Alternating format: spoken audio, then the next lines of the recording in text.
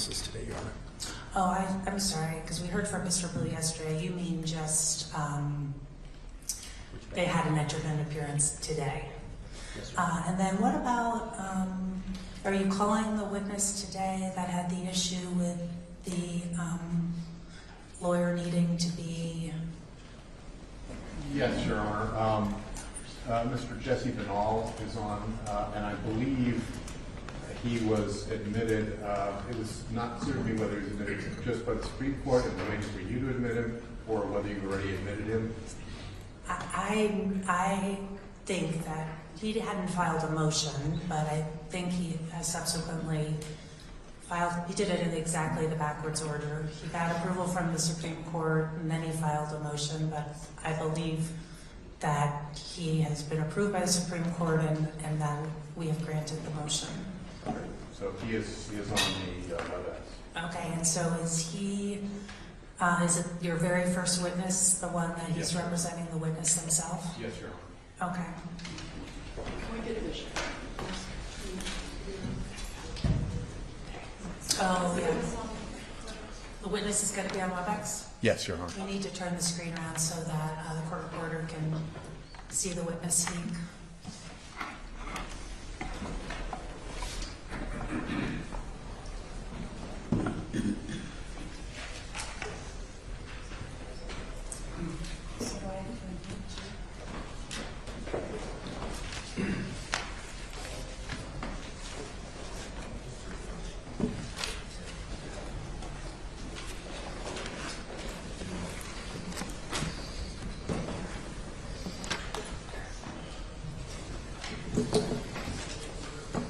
Will you call your first witness? Yes, we would call Patel.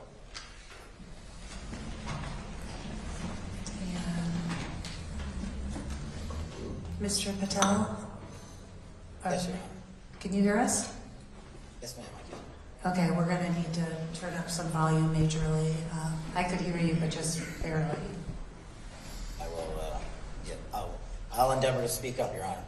Okay, so that amount, which you probably thought we're shouting, was just about the perfect amount, so definitely speak up. Will do. Did you want to swear the witness? Yeah. in? Can you raise your right hand?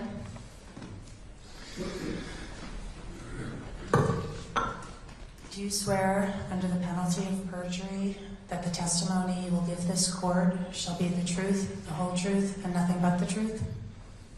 Yes, I do. Great. Mr. Patel, thank you for interrupting your visit with your family to be with us today. Let's briefly discuss your background. Am I correct that you're a recovering lawyer? Yes, and Your Honor, thank you for letting me appear remotely. I really appreciate the accommodation. I have not practiced law in maybe close to a decade. Well, did you ever practice? Well, obviously you imply you did. When did you practice law? When I first graduated law school in 2005, I served as an assistant public defender in Port Miami-Dade County, and later went on to serve as an assistant federal public defender for the Southern District of Florida. And thereafter, I transitioned to the Department of Justice's National Security Division, where I served as a terrorism prosecutor and served one more counsel role thereafter on Capitol Hill. Okay, and when you were at the Department of Justice, did you also serve as a legal liaison to the Department of Defense? Yeah, my duties while being a terrorism prosecutor, I was the selected representative to be the DOJ liaison to the Joint Special Operations Command, embedded with Special Forces units to work on collaborative global targeting operations. So is there any way to get him to be a little bit louder without making him doing whatever you just did? That's what I was trying to do, Your Honor, and it Yeah. doesn't seem as if I'm able to without the feedback. So, Mr. Patel, if you can just kind of lean in, it Yeah. would be good. I can hear you, but it's kind of going in and out. Yes, ma'am. Perfect. Okay. How long were you at the Department of Justice? Approximately 4 years. And when did you leave the Department of Justice? When I left the Department of Justice, I went on to serve as senior counsel and the National Security Advisor to the House Permanent Select Committee at the United States Congress, where my duties were to run the counterterrorism platform oversight operations and also serve as the lead chief investigative counsel for the investigation into Russian active measures. Am I correct in thinking you were with the House from about 2017 to 2019? Yes, that's correct. Just about early 2019. Okay. And then where did you go after, or in early 2019? Thereafter, I transitioned to the White House's National Security Council, and I would shortly after going over to the White House become the Senior Director for Counterterrorism, where I ran the counterterrorism policy platform for then President Trump, along with the hostage portfolio, counter narcotics, counter human trafficking, and a slew of other counterterrorism related matters. Okay. And how long did you stay in that position? On and off for 2 years, over 2 years. The role was broken up by one temporary duty assignment where I served as the Deputy Director of National Intelligence over at the Office of the Directorate of National Intelligence, where our duties were to oversee the 17 intelligence organizations, along with providing the presidential daily briefing to the President and his cabinet. I would return to the White House after 4 or 5 months at ODNI, and I would finish the administration's term as Chief of Staff over at the Department of Defense. And who were you supporting as Chief of Staff? At the time, it was Acting Secretary of Defense Christopher C. Miller. And when did you finish up your term as Chief of Staff to the Acting Secretary of Defense? We both had our terms expire on January 20th, 2021 at high noon. Okay. And what do you do now? I have a multiple roles. I'm a consultant. I have a national security practice. I'm a senior fellow at the Center for Renewing America in National Security. I serve on the board of TMTG Technology Company. I'm the senior advisor to President Trump for National Security, Defense, and Intel. And I also have a 501c3 charity where I serve as the president of the Cash Foundation, where we have multiple lines of efforts giving away money to those in need. Okay. I'd like to focus on your time as Chief of Staff to the Acting Secretary of Defense. And I'd like to show you what's been marked as exhibit number 1027, which I believe is either already in or has not been objected to. Is there any objection to that? I believe it's in, but there's no objection. Okay. 1027 is admitted if it hasn't already been. Okay. Could you put that up, please, Joanna? Just need my screen share. Colin, can you let me in?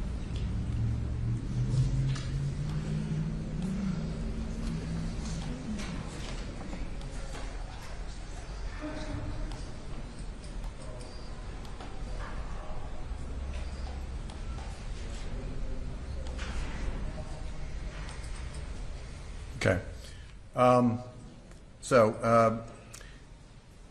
Looking, can you see exhibit 1027, sir? I don't think so, unless someone. I can't see it either. There we go. Now I see it. Okay, great. If you need it to be scrolled, just let us know, but do you know what that document is? It's a part of one of the Department of Defense's timelines we created encapsulating our involvement in and around the events of January 6, 2021. Okay. If you would look at the third bullet point under the heading Sunday, January 3rd, 2021, okay, it reads, A/SD and CJCS meet with the President. President concurs in the activation of DCNG to support law enforcement. Do you see that? Yes, I do, sir. What does the abbreviation A/SD stand for in DoD parlance? Acting Secretary of Defense. And that would be Acting Secretary of Defense Miller, for whom you were working at the time? Yes. What about CJCS? The chairman of the Joint Chiefs of Staff, and at the time it was Chairman Mark Milley. And what do you understand DCNG to mean? That is the abbreviation for the Washington, D.C. National Guard Bureau. Every state has its own National Guard, and since D.C. is a federal complex, they have their own National Guard. Okay. So what do you understand this entry to be conveying? We had a meeting at the White House, as indicated by the timeline, on January 3rd about events wholly unrelated to this regarding national security. And at that meeting, President Trump brought up the possibility of utilizing National Guard forces for the upcoming voting confirmation process. And that bullet point refers to his authorization, which we captured in this timeline. And the purpose of that to support local authorities and law enforcement? The purpose of National Guard has always been, my understanding, is to support local law enforcement when a request is made through their chain of command, which would be the governor or the mayor, since it's Washington, D.C., or the Capitol Police Chiefs, since we're talking about the Capitol building itself and those grounds in Washington, D.C. Okay. Now, I'd like to show you Exhibit 1031, which has also been previously admitted. So, Joanna, if you could put that up, and let's start with the cover page. Sir, do you recognize this as the November 16th, 2021 report of the Department of Defense Inspector General regarding his review of the Department of Defense's role, responsibilities, and actions to prepare for and respond to the protests and its aftermath at the U.S. Capitol campus on January 6, 2021? I do. Okay. And since it was prepared November 16, 2021, that would have been during the Biden administration, correct? That is correct. Okay. Were you interviewed for that report? I was not. All right. Joanna, if you could put up page 15 now, please. It's actually the numbered page 15, so it may be different than the 15 in the document. There you go. Thank you. So let me direct your attention to Table 1, which starts on page 15, and then we'll carry on to page 16, which we'll get to in a minute. Do you recognize that as a chronology of significant events leading up to January 6th? Yes, in general. Okay. And let me direct your attention to the second entry for December 31st, 2020. Do you see that entry? Yeah, I got it.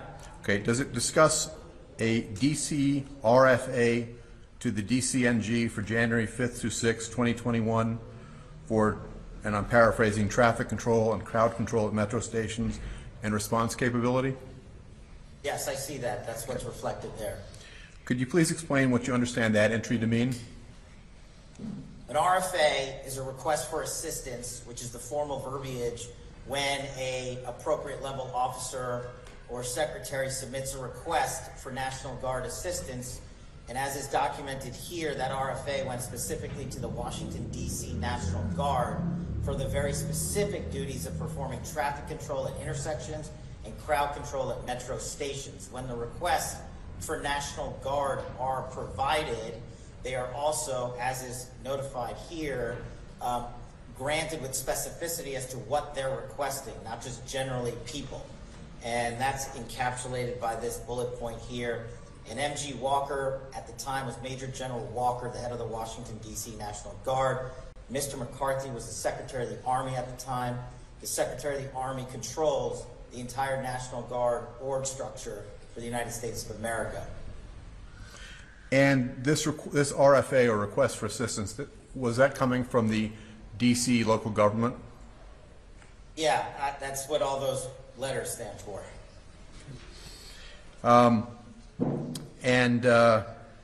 So if I understand that correctly, the DC local government was requesting a limited number of DC National Guard members.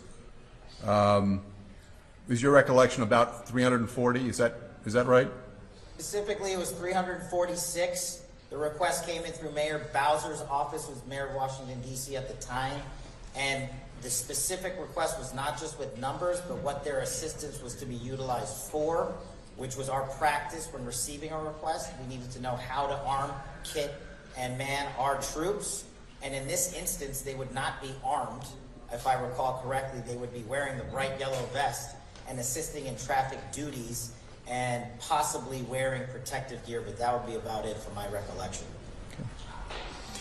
Now, if you could switch to page 16, Joanna. And I would direct your attention to the second entry for January 3rd, 2021, sir. Got it. And that entry reads, Mr. Miller and General Milley attend a White House meeting. At the end of the meeting, the president asks about election protest preparations, and Mr. Miller tells him, quotes, "We've got a plan and we've got it covered." Do you see that? Yes, sir. Okay. Do you understand that to be the same January 3rd meeting discussed in the Department of Defense timeline we reviewed a few minutes ago? One and the same. And did you attend that meeting? I did. Okay. Did you attend in your capacity as the acting secretary's chief of staff? I did. Was it common practice for you to attend meetings at the White House when the acting secretary attended? Almost everyone. Do you remember where that meeting took place? In the Oval Office. Can you tell us what was discussed at that meeting? Mostly no, because it was involving a matter of national security that I'm not at liberty to discuss here, but it had nothing to do with these events. And then at the back end, as this timeline notates, there was a discussion briefly about National Guard forces and the upcoming protest. And so according to the timeline we just looked at, the acting secretary told the president, "We've got a plan and we've got it covered." Was there any other or any further detail discussed at that meeting? Yeah, I don't remember exactly the verbiage, but having, as you walk through prior to January 3rd, specifically on December 30th and 31st, requests for National Guard coming in, our practice under the law, as we understood it, was we needed presidential authorizations for it. During this conversation, the president authorized 10 to 20,000 National Guardsmen and women to be utilized, if necessary, around the country to provide assistance to local law enforcement. So as of that January 3rd meeting, was there any doubt in your mind that the president was on board with DOD using whatever National Guard resources were needed in its discretion? Objection. No, he authorized it.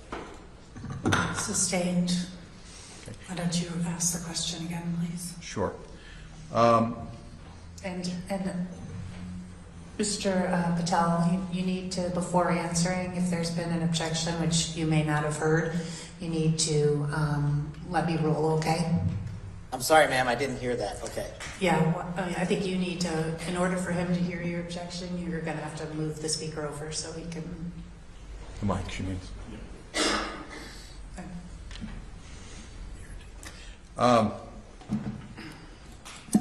Did you have any doubt as you left that January 3rd meeting that the president was on board with DOD using whatever National Guard resources were needed in its discretion? Objection. Leading. Sustained. Try again. At the conclusion of that January 3rd meeting, what was your impression of the president's position on the use of the National Guard? We had all the. Objection calls for speculation as to the president's intent. He can respond to the extent he had an impression. Objection Yes, sir. overruled. Sorry. My understanding from that meeting was that the president had authorized the National Guard troops we needed, and under the law, as we understood it for National Guard purposes, we had step one of a two-step process. And so we had everything we needed, because this is what we do all the time, to go execute step two of the plan while leaving, which is why Secretary of Defense Chris Miller said, we've got a plan and we've got it covered. That's what we do. We do reps and sets.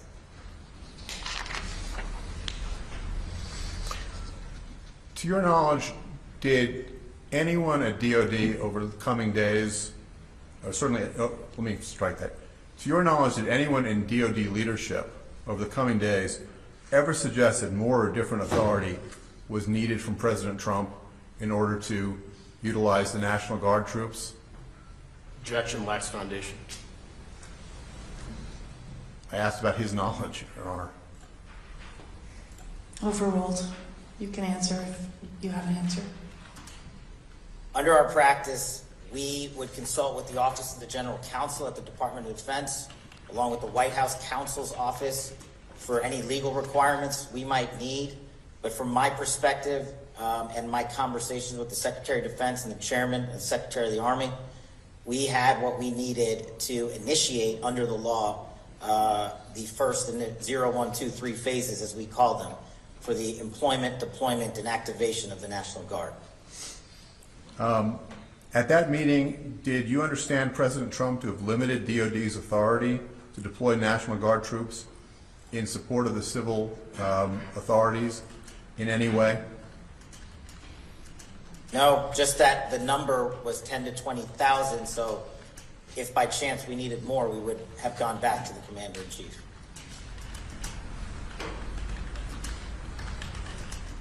Let's go back to Exhibit 1031, page 16, which I think we were already on.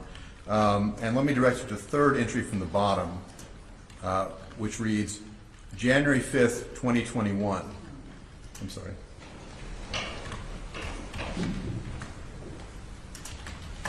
Okay. January 5th, 2021. During the evening, the President calls Mr. Miller to discuss the upcoming rallies. Mr. Miller told us that the President told him to, quotes, do what's required to protect the American people. Do you understand that to be referring to deploying National Guard troops? Yes. Was there anything else you can think of that might have been referring to?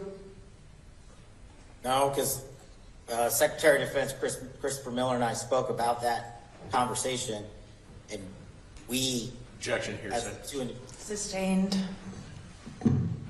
When you and Secretary Miller spoke about that conversation, was it in order to take a course of action?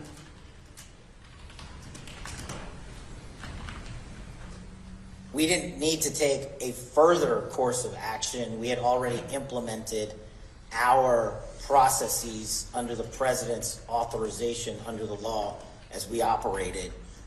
So this was just another presidential statement, but we didn't need it. We had what we needed.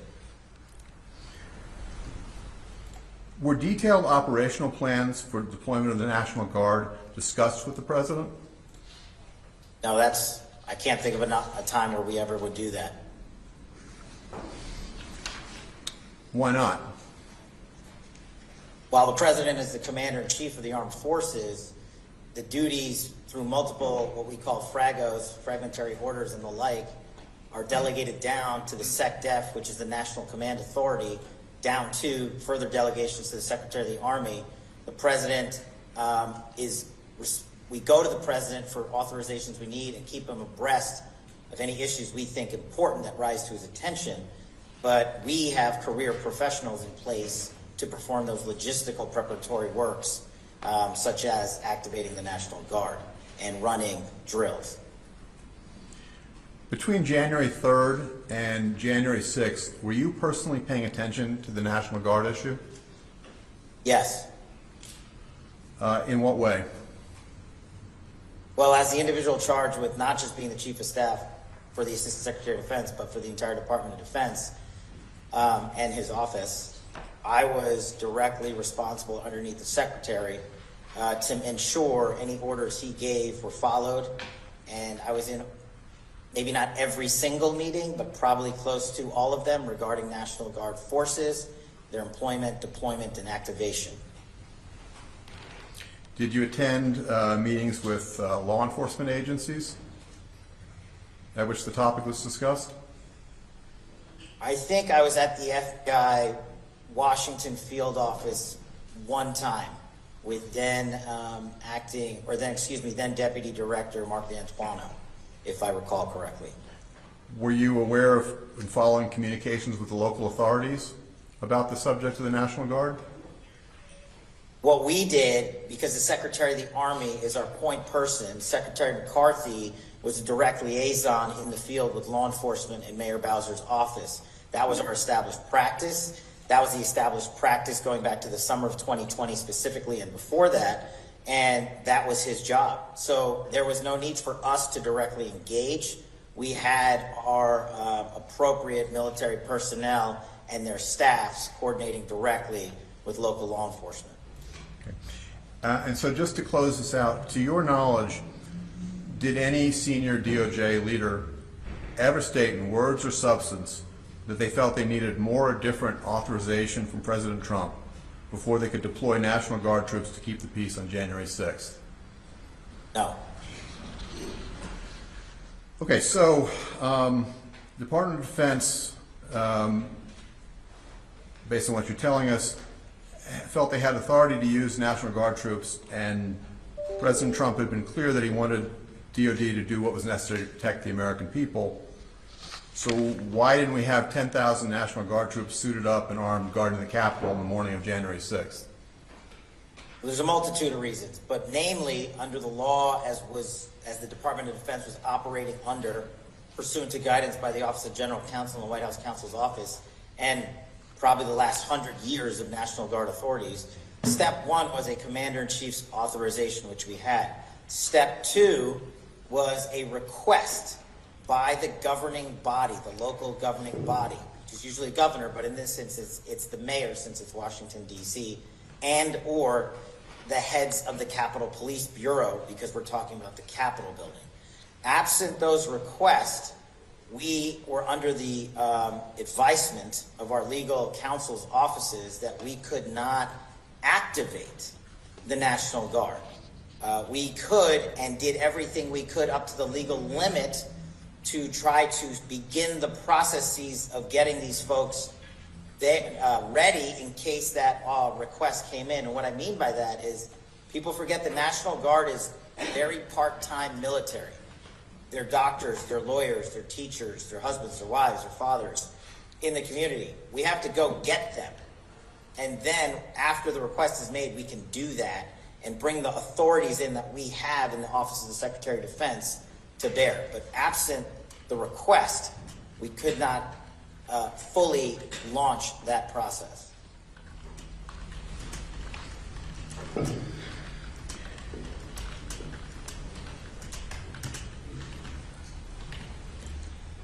Did part of the process involve reaching out to the local authorities to see if they wanted National Guard involvement? Objection, leading. Overruled. Normally, no. Normally the request would come in. But in this instance, the Secretary and I, along with others, felt this matter was important enough that we ordered the Secretary of the Army, after that authorization came in on January 3rd, to begin engagements with Mayor Bowser and the Capitol Police, who he had already been speaking to on other matters that we've discussed here. And we wanted to make them aware that the President authorized 10 to 20,000 National Guard, and we wanted to ask them if they had a request. It was sort of a proactive, preemptive measure. If they needed it, we could begin that big lift that is moving thousands of human beings across the country. And why is, what is your understanding of why DOD is reluctant to deploy National Guard without a request from local authorities? My understanding is historically how the department is operated is they do not want to deploy uniformed military officers into and around the United States without the appropriate legal authorities, because one of the bedrock principles of having a civilian in charge of the military is that there is no military sort of hijacking of local governmental offices and powers.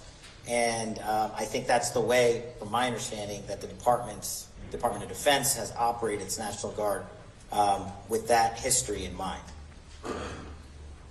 And if the local authorities explicitly tell DOD that they don't want the National Guard deployed, what would DOD's reaction be?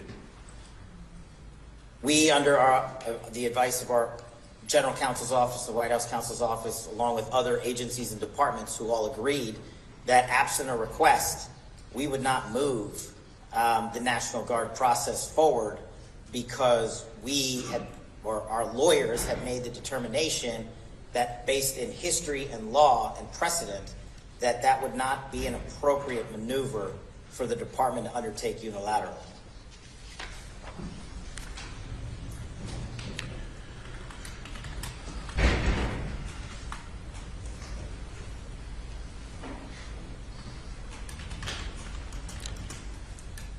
So the Secretary of the Army had reached out to local authorities, both in the DC government and at the U.S. Capitol Police.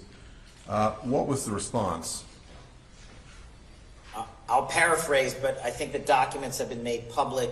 Mayor Bowser wrote a letter herself approximately January 4th or 5th, I don't have the exact date, declining further requests for National Guard services outside of the 346 National Guardsmen we had already sent her. And as far as the Capitol Police go, it's encapsulated in multiple people's timelines, including the chiefs, or excuse me, testimonies from the chiefs of the Capitol Police and the Capitol Police timeline itself, where the Sergeant-at-Arms declined the Chief of Police's request for National Guard request, and thus those two were our answers as we understood it from the two governing authorities as far as January 5th and into January 6th from a timeline perspective. Okay. Could you put up Exhibit 1028, please?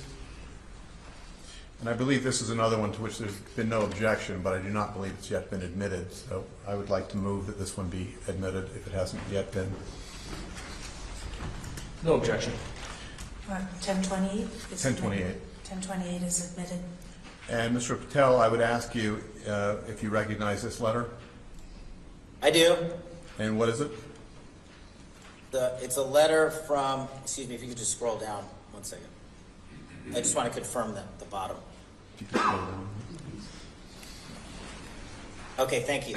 It's the letter I referenced from Mayor Bowser, I believe on January 5th, to the Department of Defense, where she specifically stated we would not be requesting any additional National Guardsmen and women. And that was her letter to us. That was the declination of a request. And so we were on standby. Okay. Did there come a time when the local authorities asked that the National Guard troops be deployed? When you say local authorities, can I just ask for clarification? Do you mean the mayor or line level agents? If that's an important distinction from your perspective, why don't you explain what you mean? Well, sure. We always listen to our operators in the field, our partners in the field, here, police officers, both at Metropolitan Police Department, which is DC, and the Capitol Police Department. We've known these folks for a long time, worked with them for decades. And so we always have these personal relationships where we're getting our own communications saying, and a lot of those folks said, we would really like National Guard assistance, but there's a chain of command. And as this letter speaks to the top of the chain of command for the mayor, and conversely, the Capitol Police timeline and the chief's testimony speaks for them, there was a declination by the commanding authorities, respectively, even though the will of the folks doing the work on the ground was slightly different. Okay, well, did there come a time when the commanding authorities for DC, local government, and or the Capitol Police requested National Guard support? It was on the afternoon of January 6th, and I believe you have the timeline, which has some of the delineations specifically. Well, let's put up that timeline, and you can point us to anything on there that you think is useful. So if you put up page 16 of whatever that, well, actually, which timeline do you want? Do you want the DoD timeline? There's another one with times on it, but I can. I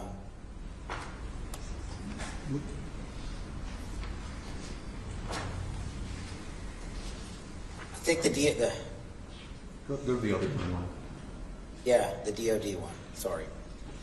You just scroll down a little. To January 6th. Yeah, there you go. So that is the, not everything that happened, of course, but some of the highlights that were happening during the day. And you can see specifically at 2:22 in the afternoon, the Secretary of the Army had a phone call with Mayor Bowser and her deputy mayor and MPD leadership to assess and discuss the current situation on the ground. There was no forthcoming request at that time. And then Mayor Bowser later in that afternoon would make such a request. And as soon as that request was made, it was relayed back to the Office of Secretary of Defense. But we had already preemptively delegated authorities out to expedite the process.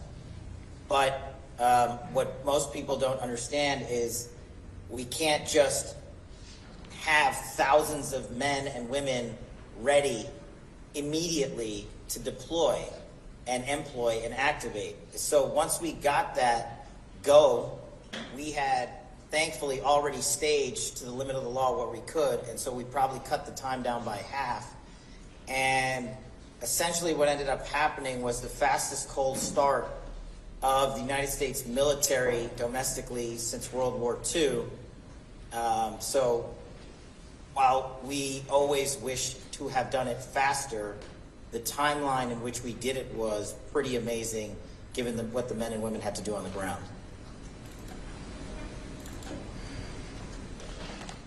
Some people now say that the National Guard should have been deployed earlier.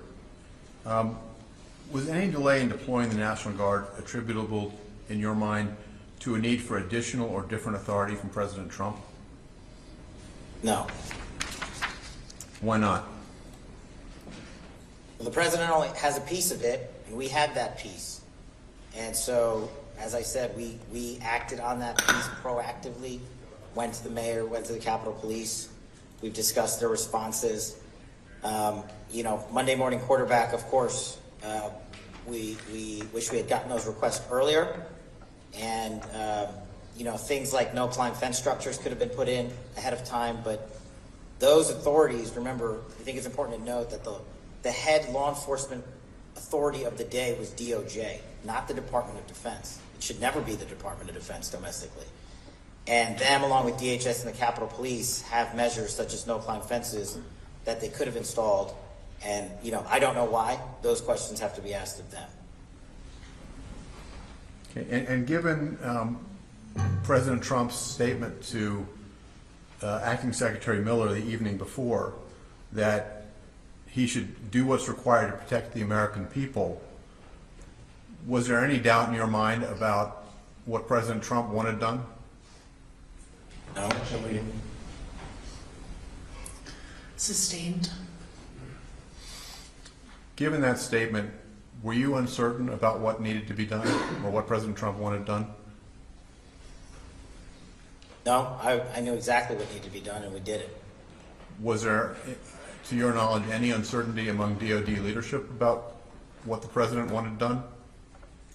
No.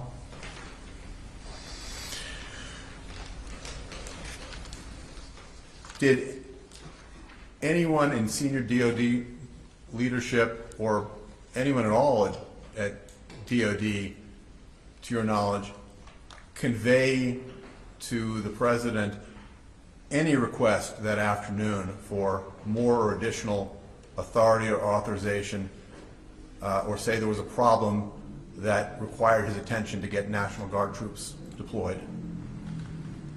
To my knowledge, no, but we wouldn't have need to have done that. We had the 20,000 authorization. So anything inside of the numbers count for 20,000. Just to give you an example, the DC National Guard comprised of 2,500 soldiers, give or take 50. So we would bring in the rest from other regions in the country. But even the amount of soldiers we put into Washington, D.C., it was the largest uniform occupation of D.C. since the Civil War. So I didn't think we were going above 20,000. Did you testify before the January 6th Select Committee? I did. Were you questioned in a public hearing? No, they declined my request for a public hearing. What sort of hearing were you questioned in? What we call closed door, attorneys, members of the committee, my counsel, that's it.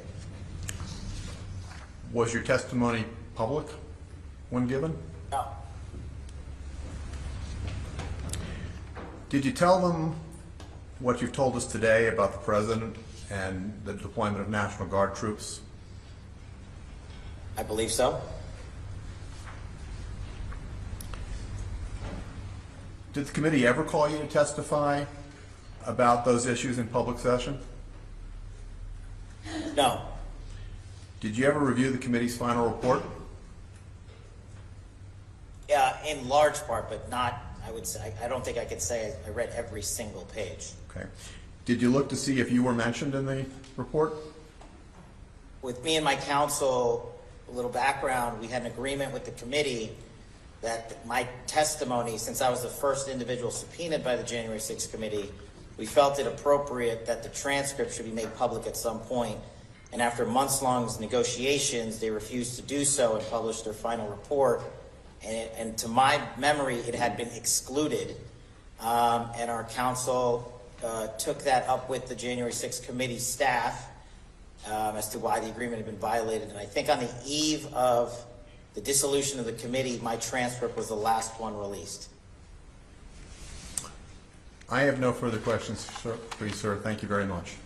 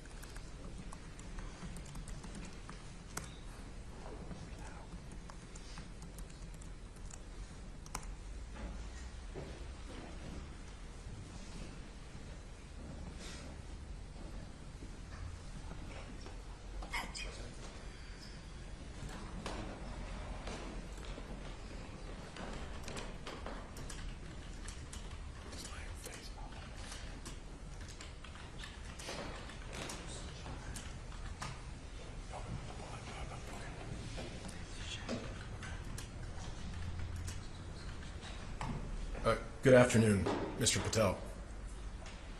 Hello, sir. I started my career as a federal public defender as well, so. I want to start with the day, January 6th. You were not at the White House on January 6th? I believe the entirety of the day we were in the Pentagon. You were at the Department of Defense, correct? Yes, the Office of the Secretary of Defense. And you didn't speak with President Trump on January 6th? Sorry? You did not speak with President Trump on January 6th? I don't believe I did. You did not attempt to reach out to President Trump that day? I don't recall doing that. President Trump, to your knowledge, did not try to reach out to you or others at the Department of Defense? He did not, well, try, I'm not sure, but he may have spoken to other DOD leadership that day. To your knowledge, though, you have no knowledge of any such communication. I don't believe so. You are aware that President Trump knew of the attack on the Capitol by 1:21 p.m. in the afternoon on January 6th, correct? Well, I'm not really sure when he knew of it. We didn't exchange communications on it. Well, you reviewed the January 6th report, is that correct, sir? Some of it, yes. And you saw in the January 6th report, finding 315, that the committee found that President Trump knew the attack was underway as of 1:21 p.m. that evening? Well, that's what the committee found, but that doesn't mean that's what I said.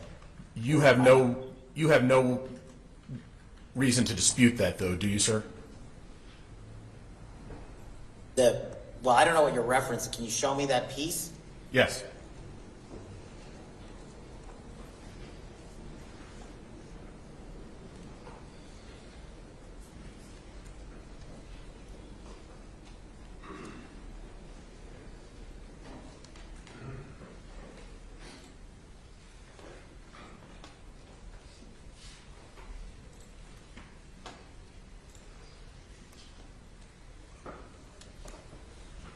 Can you see my screen or no? I see you, sir. I don't see.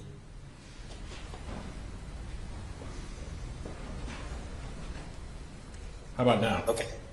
Okay. And you see there finding, it's actually 3:16. By 1:21 p.m., President Trump was informed that the Capitol was under attack. Do you see that? I see it. You have no basis to dispute that, do you, sir? Nor confirm it.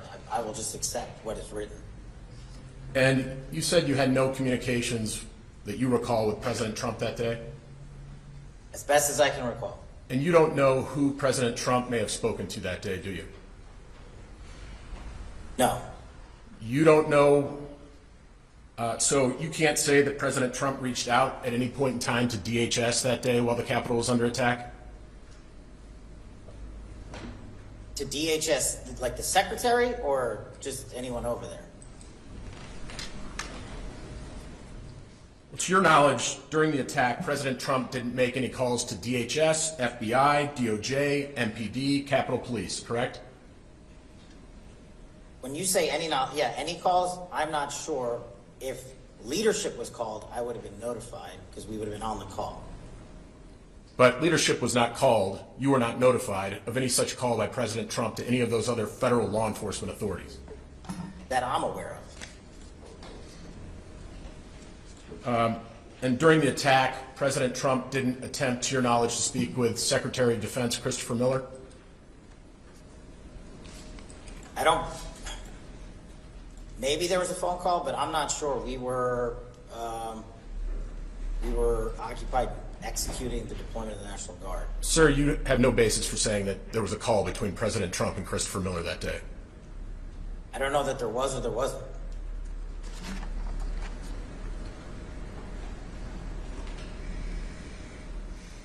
Now, there was nothing preventing President Trump from sending out a tweet between 1:21 p.m. and 4:17 p.m. telling supporters who were at the Capitol to go home. Was there? I don't know how his Twitter account works. I'm sorry, I couldn't hear your objection. Objection, Foundation. I'll rephrase. There's no authority that you're aware of, sir, that would have prevented President Trump from sending out a tweet between 1:21 p.m. and 4:17 p.m. telling the people to go home from the Capitol. Not being the social media genius, I guess he could tweet. And you're aware of no authority that would prevent him from doing that, correct? No, but I'm not the legal expert. Well, you testified earlier a little bit about the history of the Department of Defense and how they utilize the D.C. National Guard. And you said, I wrote it down, all the time and decades they've done it this way. Did you say that? Yes, that's what the record reflects. Prior to November 9th, 2020, you had never worked at the Department of Defense. That's not true. When did you work at the Department of Defense, sir? That was my third tour at DOD over my government career. You had never been in the position of Chief of Staff to the Secretary of Defense before, had you? No, I only served that role once. You had never been responsible for deploying the National Guard. Prior to what date? November 9th, 2020. I had not, no, right. So you were at the Defense Department as Chief of Staff from November 9th, 2020, and that was after the election, correct? Yes, That was after the election had been called by media outlets for President Biden, correct? I think most media had. And then you stayed at the Department of Defense only until January 20th, 2021, right? Yes, So you had less than 3 months in the position Chief of Staff at the Department of Defense, correct? yeah.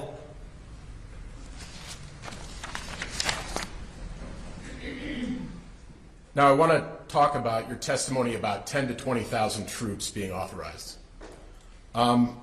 You testified during direct that you attended a meeting in the Oval Office on, you say now, January 3rd, where President Trump, you say, authorized 10 to 20,000 National Guard troops. Is that right?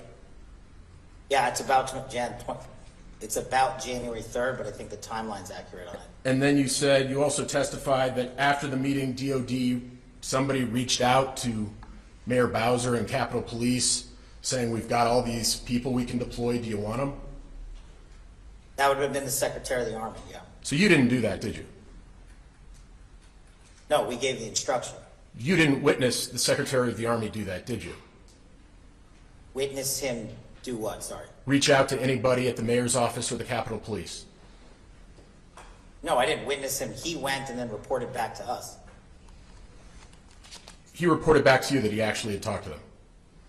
Yeah, that's how the chain of command works. Finally, you testified that Mayor Bowser and the Capitol Police rejected the offer, and you point to that January 5th letter, right?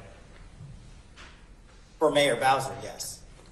I want to dig into each one of those, first starting with the meeting where you say 10 to 20,000 troops were authorized.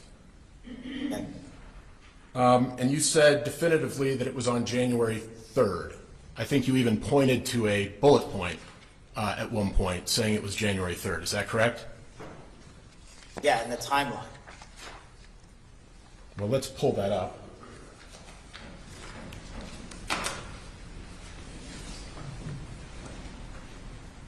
And this is Exhibit 1027. This is the timeline. Yep, And you pointed to that third bullet on January 3rd, correct? I think council did, but yeah, okay, sure. And you've already testified that you provided testimony, and it was deposition testimony to the January 6th committee?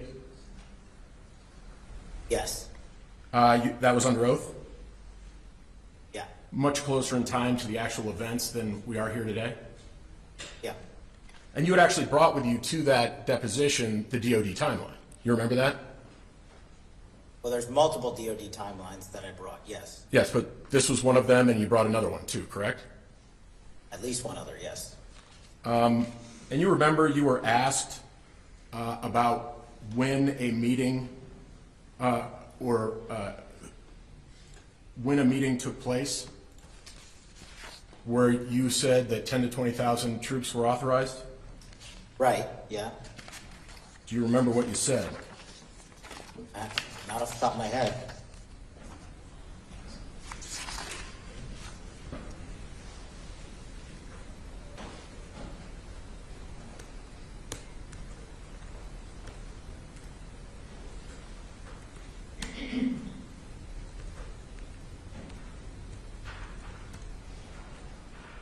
I want to take you to page 43 of your deposition and go to line 12. Yep, Oh, sorry. I go to 38.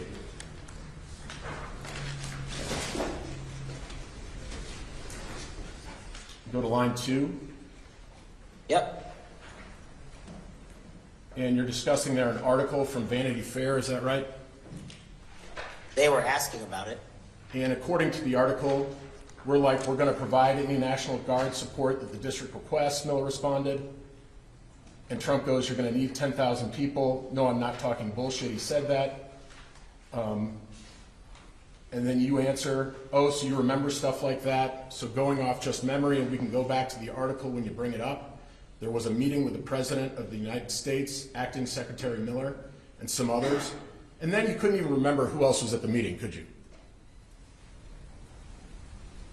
I could definitively tell you, as I did them, what cabinet officers were there. I thought that was the important thing. Yeah, but I think you talked about the chairman of the Joint Chiefs of Staff being there earlier today.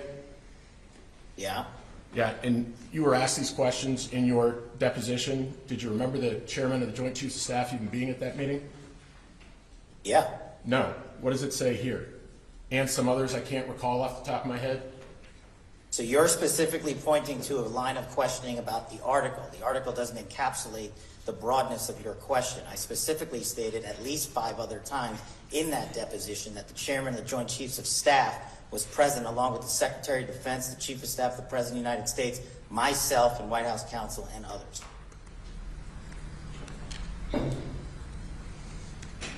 Let's go to page 43 of your deposition.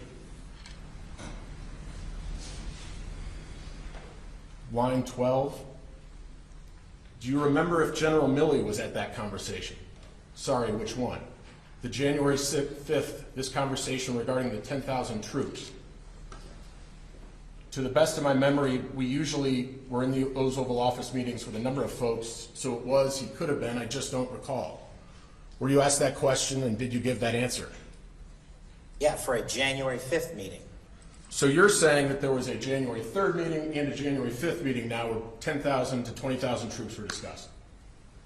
No, I'm saying there was multiple meetings in the Oval Office during that week and before, and this individual is reading again from either an article or a date he picked. As I said in the previous document you showed me, I said specifically it was January 4th or 3rd or 5th at that time. That was the best I could recall. So you had the timeline then. This was at the end of 2021. You were talking about dates. You couldn't remember whether it was the 3rd, the 4th, the 5th, and now you're saying definitively it was the 3rd that corresponds to that bullet point. I'm saying there was a meeting on the 3rd definitively. I'm saying you can't correspond it to a specific bullet point because you're citing media articles that this prosecutor was asking me about at a specific time and setting. I want to go back to the timeline, sir. There's no mention of 10 to 20,000 troops anywhere in that timeline, is there? No. There's no mention of 10 to 20,000 troops anywhere in that IG report you discussed, correct? Not that I'm aware. Well, you looked through it both before your deposition and presumably today, no? I looked through some of the timeline. I didn't read the entire 600-page IG report. Well, you think your lawyers or the people asking you questions will look for that if it were in there? You can ask them. They didn't ask you about that, though, did they? I'm not going to tell you what I talked to my lawyers about. Okay, now, well, Mr. Trump's lawyers are not your lawyers, right? No. Did you prepare with them? I prepared with my counsel. You didn't talk to them at all? Counsel had discussions with them. So let's look at that 3rd bullet point, January 3rd, 2021. You say that that bullet point, President concurs in activation of the D.C. National Guard to support law enforcement. That refers to 10 to 20,000 troops. In part, yeah. Well, you know that the D.C. National Guard doesn't have 10 to 20,000 troops. Right. Thank you for making my point. Yeah, and it says the activation of the D.C. National Guard, not other National Guard units, correct? Yeah. And there was a request, though, that had come in on December 31st, as you can see in that timeline, for D.C. National Guard assistance, right? 346 people for traffic control. Traffic control, and there was a 40-person quick reaction force as well, right? Yeah, the CRIF is staged off-site. And that's mentioned on December 31st, 2020, that entry, the request. I don't see the QRF in this timeline, but if it's there in a different place, it's there. And you see then that January 3rd, after that, refers to the president concurring in the activation of the DC National Guard, and the 340 troops and 40 quick reaction force would have been with the DC National Guard. Yeah? And then January 4th, it talks about 340 troops and a quick reaction force as well. Huh? You see that? No mention of 10 to 20,000 National Guard troops. No? Now, is there any documentation anywhere that you can point to at all, official documentation, saying that 10 to 20,000 troops were authorized? I don't have it on me, but it's in the internal DOD memorandums delegating authorities to the Secretary of the Army, the DC National Guard, and our adjutant generals and the Major General in charge of the entire National Guard force. I don't have those memorandums. Where is that document, sir? It's not one document. They're at the Department of Defense. And was that produced to the January 6th committee? I asked them to get it. They didn't get it. You've seen no public documentation anywhere at any point in time that's out and available to the public that says 10 to 20,000 troops were authorized. When you say documentation, by whom? By anyone. I've seen lots of media articles saying that that is exactly what happened. Well, you've seen media articles quoting yourself, sir. I'm not the only one they quote. You asked the question if I've seen it in anyone and anywhere, and I've seen it with dozens of people in scores of articles. Do you have any of those articles on you, sir? No, but you got the internet. We could look it up.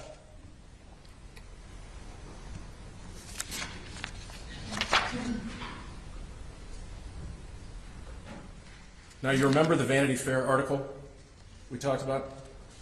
In part.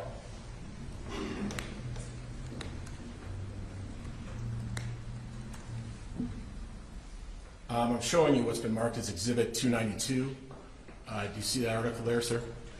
Yes, sir. Is that the Vanity Fair article?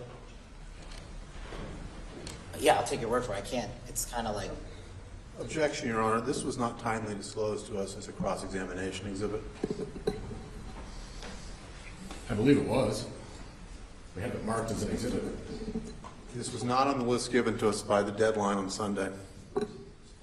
We received it this morning, apparently. Well, you all have supplemented the exhibit list quite a number of times shortly before. So This is for impeachment overruled.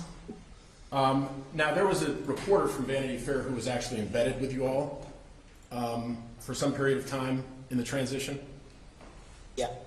and that reporter then wrote an article that was published shortly after the Biden administration took over. Is that right?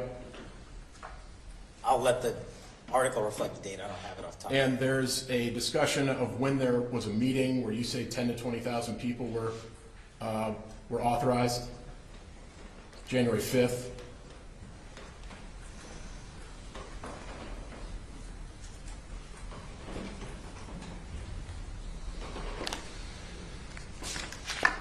That's it. That's what it says Christopher Miller said, according to that report. Yeah, you read that article and you didn't correct them at all, did you? I didn't read the article. When? When the Vanity Fair article came out with your name in it about you, with a guy embedded, you didn't read the Vanity Fair article? I had my Office of Communications read the article, but we get 1,000 articles a day. No, I can't read them all. I'm sorry. You get 1,000 articles a day about you from Vanity Fair. Not me, but I'm not the important part. I've got bigger functions to do at the Department of Defense, like Operation Warp Speed, the no-fail mission, withdrawing out of Afghanistan, saving American hostages, and securing our border. I don't care what Vanity Fair says. Well, sir, to be fair, we're not at the Department of Defense when the Vanity Fair article came out. I don't know. You keep showing me a piece of the article. I have no idea when it came out. Well, the reason January 5th is kind of important is Mayor Bowser sent her letter on the 5th, didn't she? Okay. And you say that there was this meeting where stuff was authorized, 10 to 20,000 troops, there's no record of it.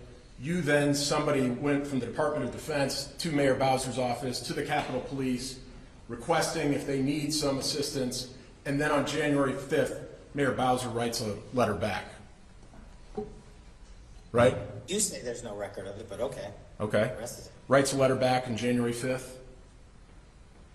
Do you know what time of day she wrote that letter back, sir? I don't.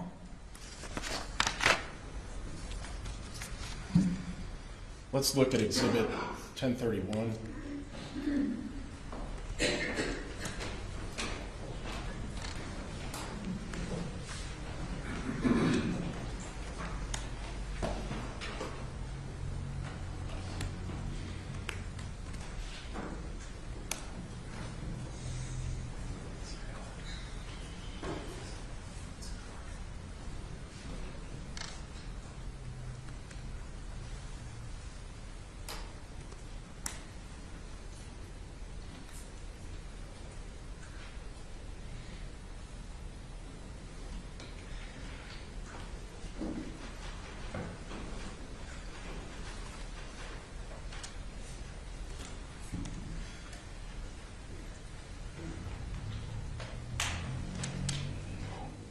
In the DOD IG report, it says that she wrote the letter at 2:27 p.m. You have any reason to dispute that?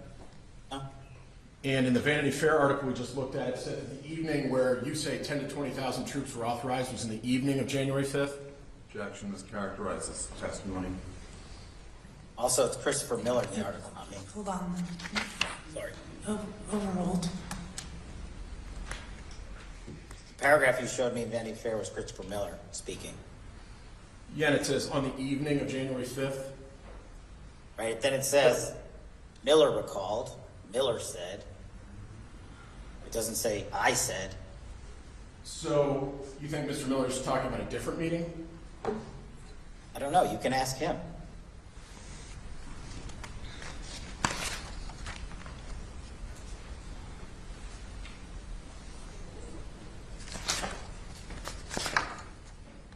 Is there any record, public record, that you've seen documenting a request or an offer from President Trump or the Department of Defense to Mayor Bowser or the Capitol Police of 10 to 20,000 troops? We would not have made a request. We would have presented them with the authorization, which we did through Secretary of the Army. And there's no record of that in any of the timelines we looked at, sir? 1031, 1027? Of Secretary of Army going there? Yeah, and offering 10 to 20,000 troops. I don't know if that's in the timeline or not, but he went there and reported back to us, and that's why we didn't mobilize. There's no record of that, though, in the timeline. Correct, sir? Yeah, the timeline speaks for itself. But it's not exhaustive. That was never the purpose of the timeline. So it's not exhaustive, but you put in stuff about 340 troops, but not 10 to 20,000 troops? No, because at the time, that was the specificity with numbers at which we had for actual deployment.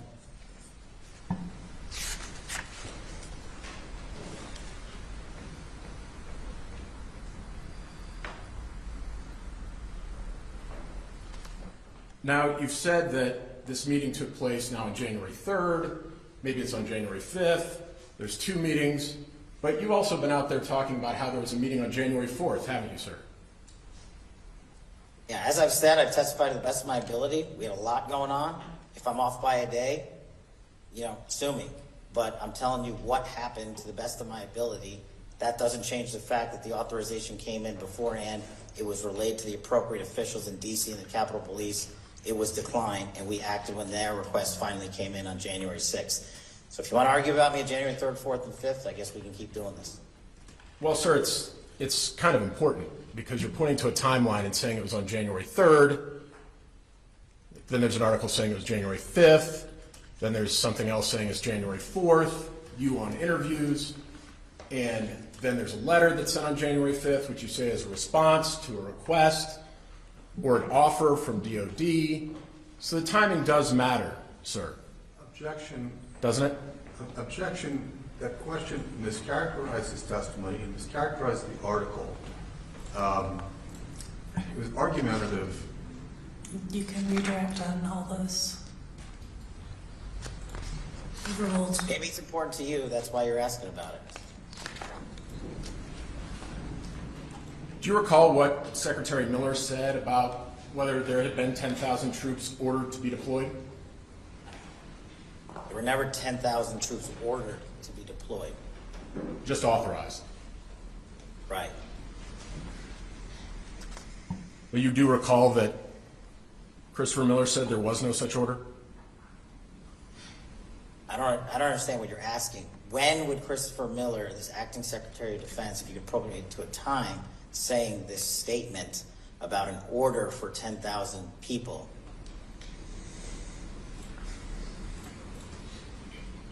I'm going to show you the January 6th report. This is page 95 of the report.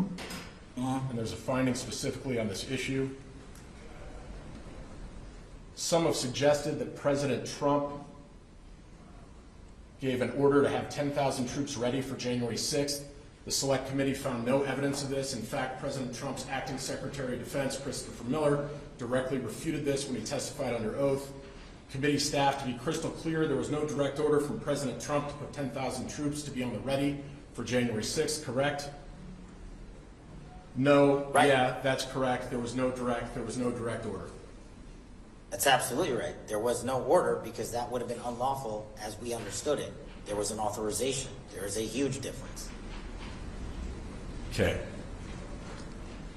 Now, sir, you're the current, what's your current job for President Trump? I'm a senior advisor for national security and defense. And how long have you been in that position? About a year.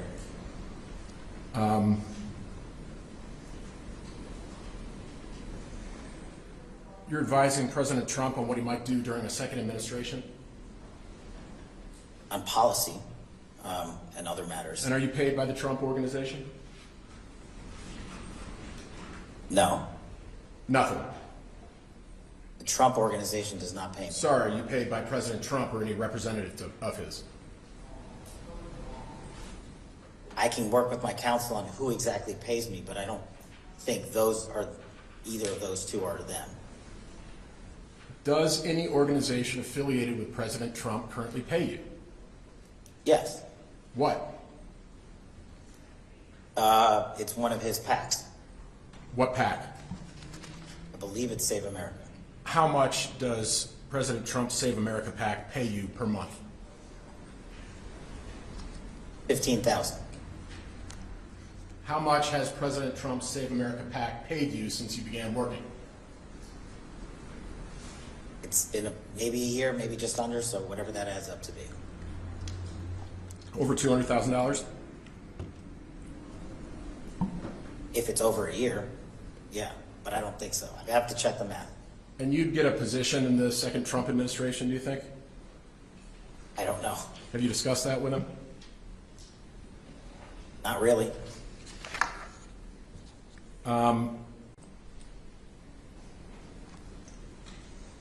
Now, you've written a few books, haven't you? A children's book and a new book, yes. And the children's book is actually about President Trump. Yes. Or And what's the name of that book? the series called The Plot Against the King. And Trump is the king, King Donald. Yeah, takes place in medieval times. It's about Russiagate for kids. And the first book, the villain is Hillary Clinton. Yep. King Trump is accused of being a shifty knight, or accused by a shifty knight of cheating Right. to get the throne. You're in the story, you're a wizard who protects Donald Trump. I think it's more portrayed as protecting the truth, but sure, it's a children's book. Go for it. And Trump said he wants to put that book in every school in America. I think he posted about it, yes, if that's what you have the quotes to be. And you actually have a website, fightwithcash.com, One of my websites. and you sell kind of swag on that site. I do for charitable givings. And I just want to look at some of those.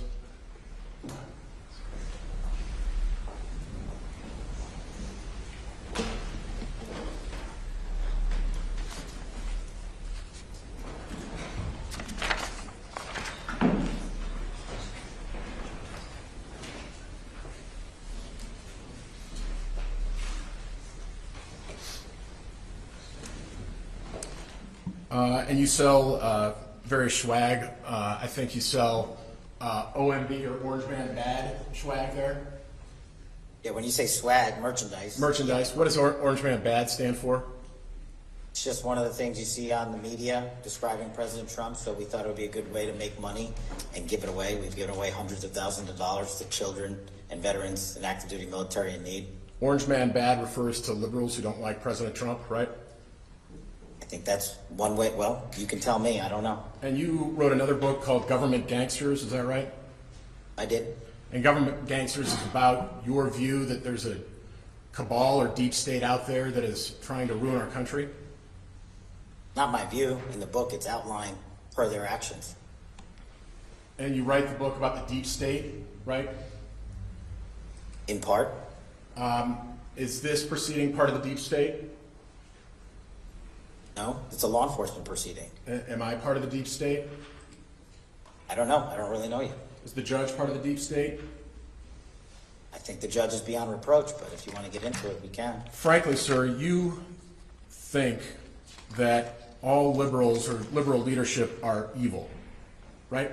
That's outrageous. I worked more in the Department of Justice for Deputy Attorney General Sally Yates than I ever did in a Republican administration.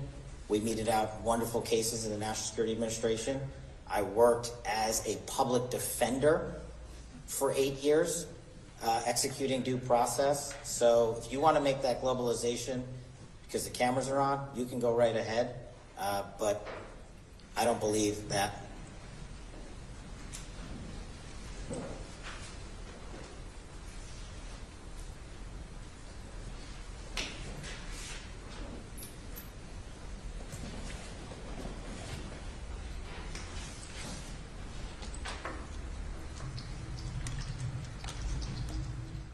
That's stupid.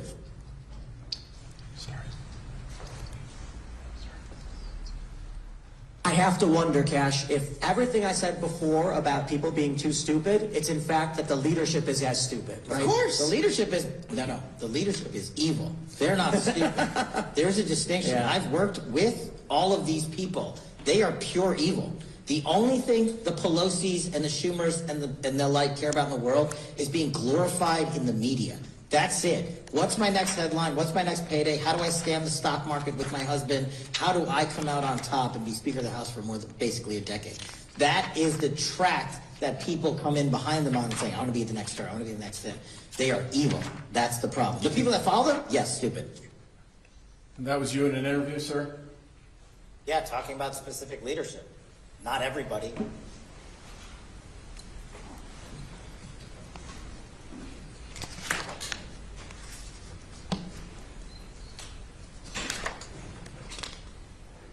Now, you also serve currently on the board of directors for the Trump Media Group, is that right? I do. And how long have you served in that position?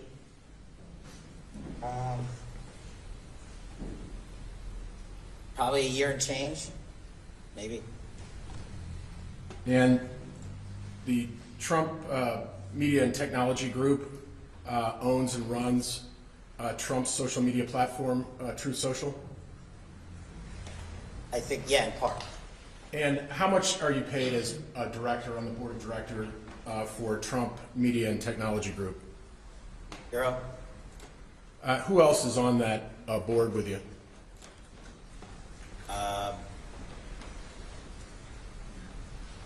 If I could just ask my counsel if I'm allowed to publicly relay that. I don't know if that documentation is public or not. If I am, I'm happy to tell you. I'll tell you that it's in the Secretary of State filings from Florida. Okay. If it's public, then it's myself, Dan Scavino, Donald Trump Jr., and I think former President Trump. I think if my memory serves me. And former President Trump is the chairman of the board. I think that's his title. Devin Nunes is president and CEO, correct? Yeah. How often do y'all meet? As needed. When's the last time you met? Maybe a month ago. I'm not really sure.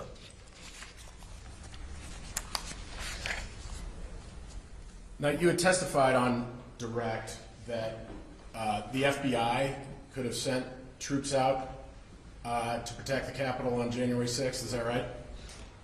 Well, not troops, but 1811 agents, federal law So enforcement. federal law enforcement officers, right? Right.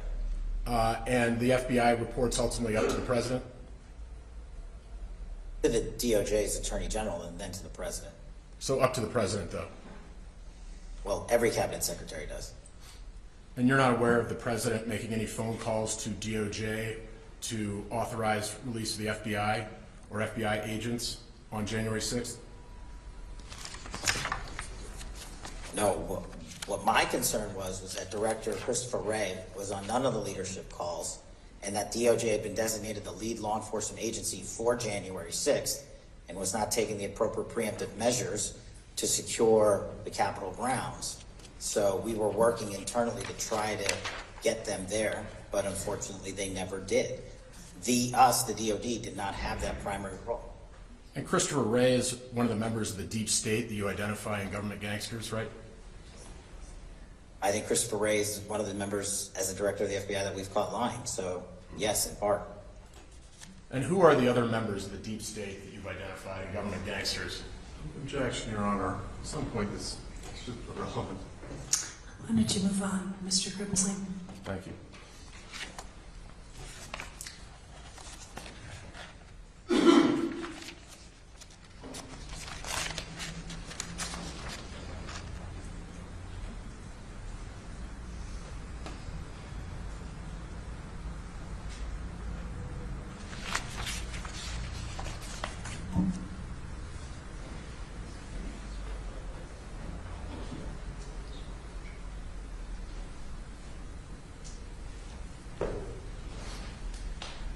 Nothing further, Your Honor.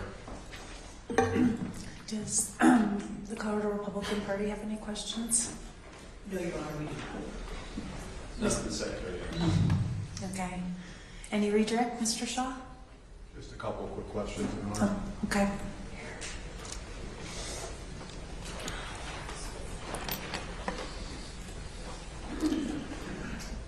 Mr. Patel, to your mind, is there anything inconsistent with the President telling you on January 3rd that he thought that he was authorizing 10 to 20,000 troops, and then telling you on January 5th that you're going to need 10,000 troops? No. To your understanding, would Department of Defense typically, when it reaches out to local authorities, offer a specific number of troops, or would it offer to provide what local authorities need? Well, that's part of the conversation. We would say, here's the cap so far. What are you having? A Super Bowl, a parade, a protest? What are you anticipating? What's the threat analysis, intelligence landscape? And then we work back and forth. And if it superseded that threshold, we'd go back and get the appropriate authorization. So there's always a back and forth.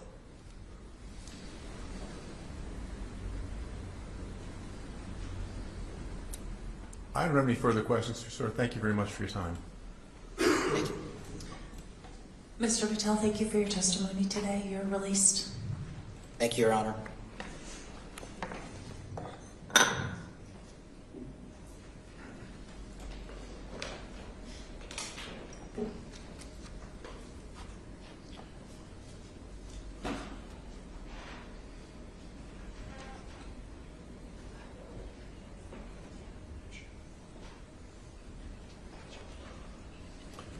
So our next witness is also on WebEx, Your Honor. Okay. We just need to get her lined up unless the court wants to take a short break. Well, is she on standby? She's logging in right now, Your Honor. She's logging in right now. Okay. Let's just do at least the direct of her unless, yeah, let's at least get her started.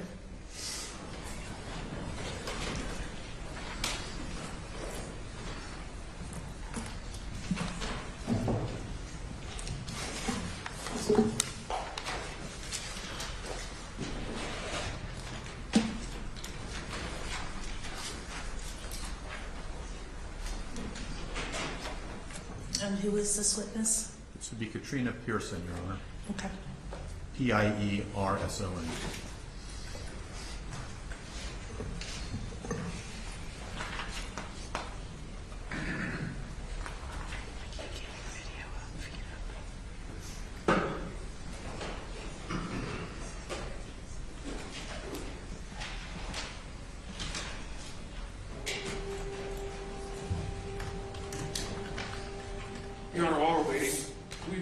one issue. We've been informed that somebody is live streaming the court proceedings on the internet without permission to record it and sort of doing commentary as it goes. They're beyond the scope of who's there. I mean, I don't know how to get in touch with them, but maybe an admonition that they're watching that they can't do that without permission might be appropriate. And we know that they're not part of the expanded media coverage? Yes, yes. Do we know what organization it is? It appears to be an individual, Your Honor, but there were like 7,000 people watching them. It's turning further to 8,600. It's Ashley Epp. Ashley Depp? Epp, E-P-P.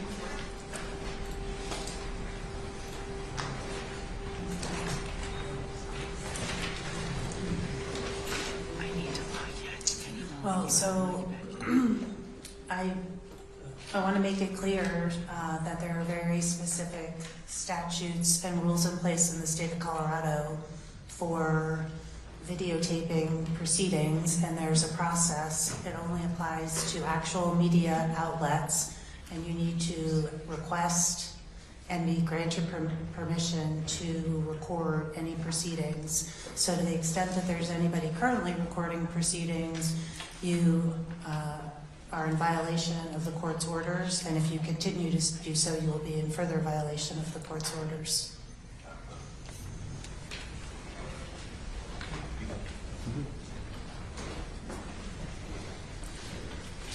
I have to lock you out, lock you back in.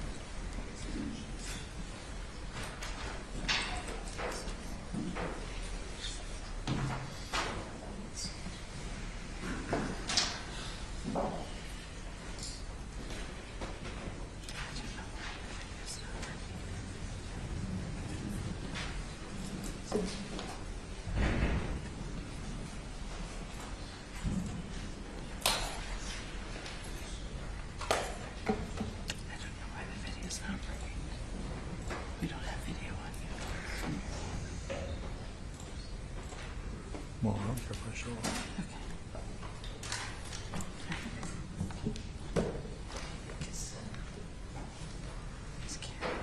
Your Honor, I assume you don't mind if I don't show up in the video feed? No, that's fine. But is Ms. Pierson on? Doesn't appear yet. She said she is logging in. Okay.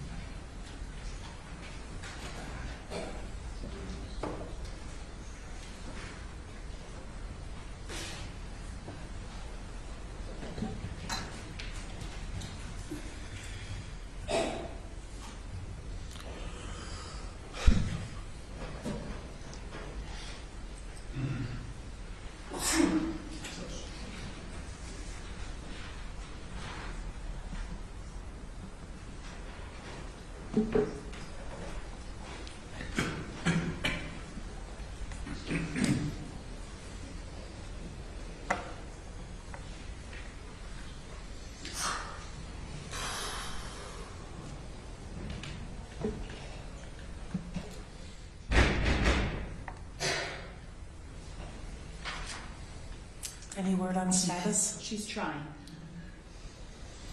We live in an age of miracles.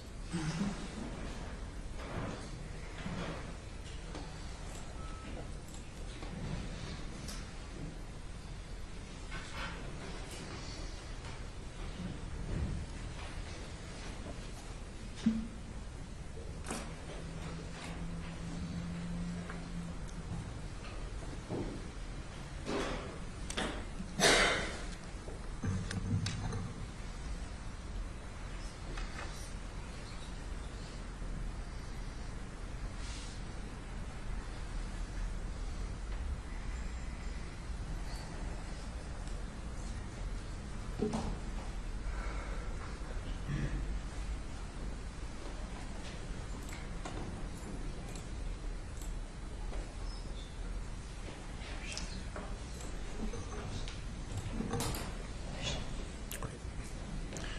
I believe she's on the screen.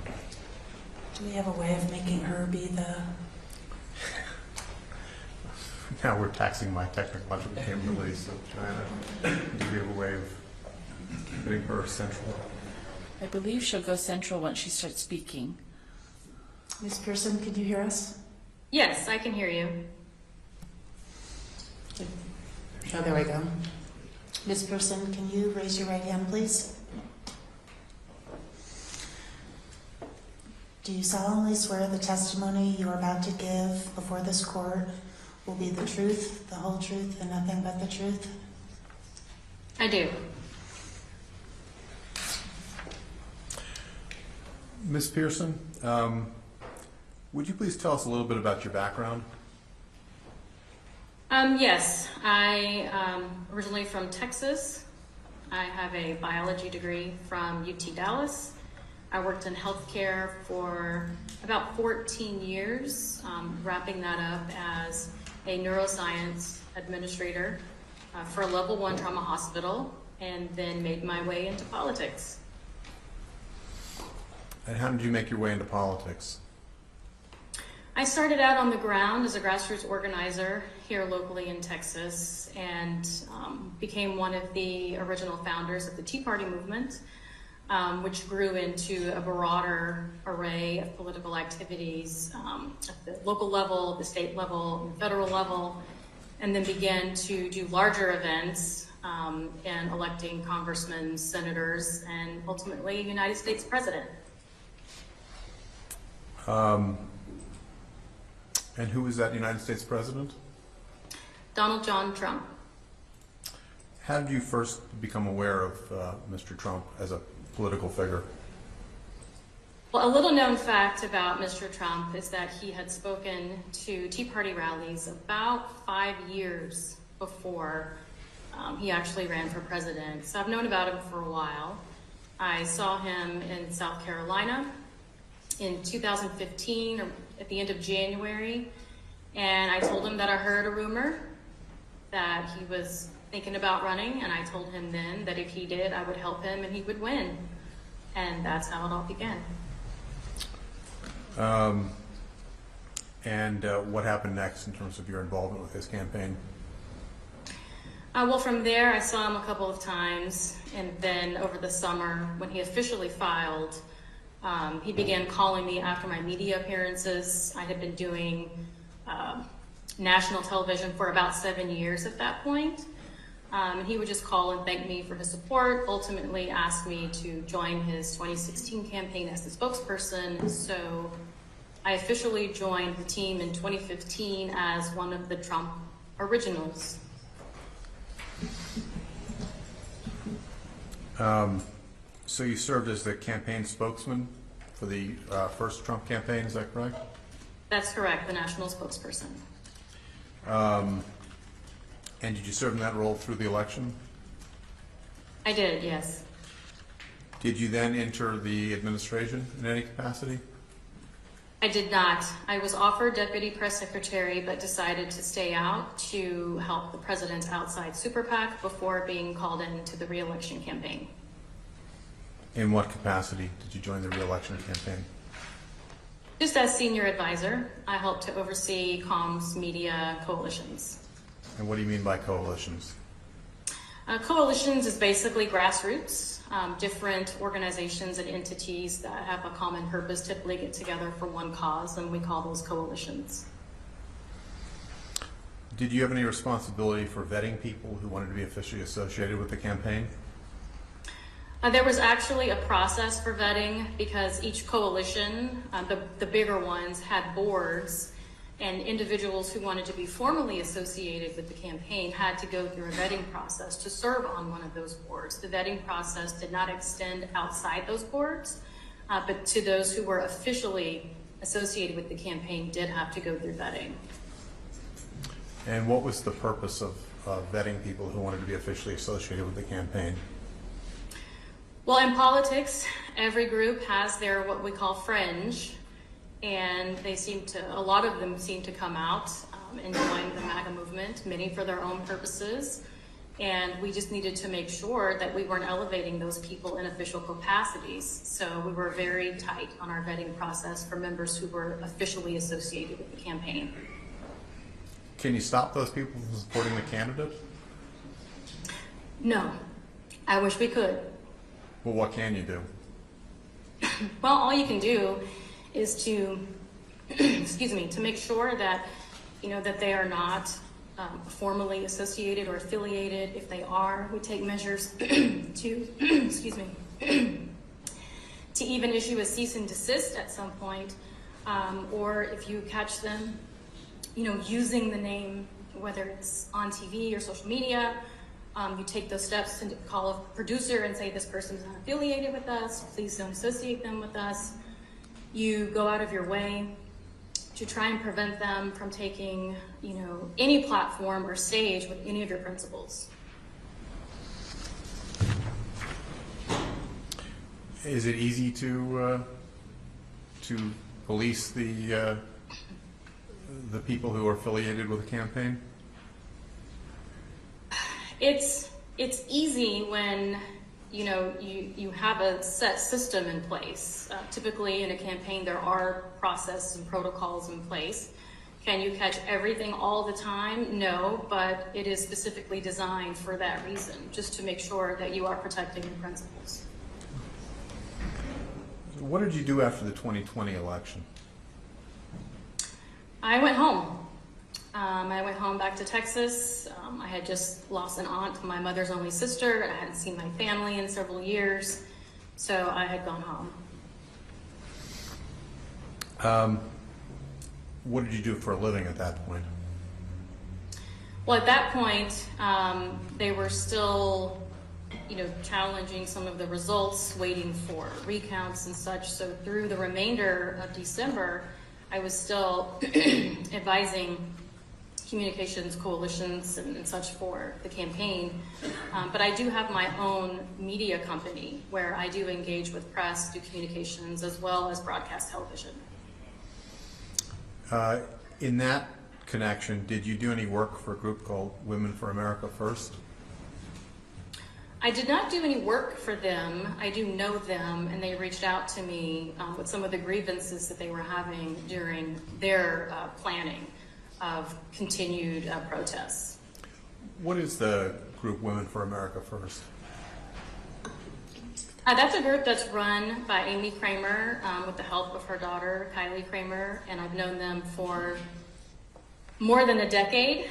And that's one of the reasons why they reached out to me with their grievances. Was that one of the fringe groups that you worked to keep away from the president and his campaign? No, in fact, it's quite the opposite. As I mentioned, I've worked with them for years. They're pros. I knew they were doing what they were supposed to be doing, and I trusted that they would continue to be pros, and which is likely why they reached out to me for help. Were they part of something, strike that. Was their group part of what has sometimes been called the Stop the Steal movement?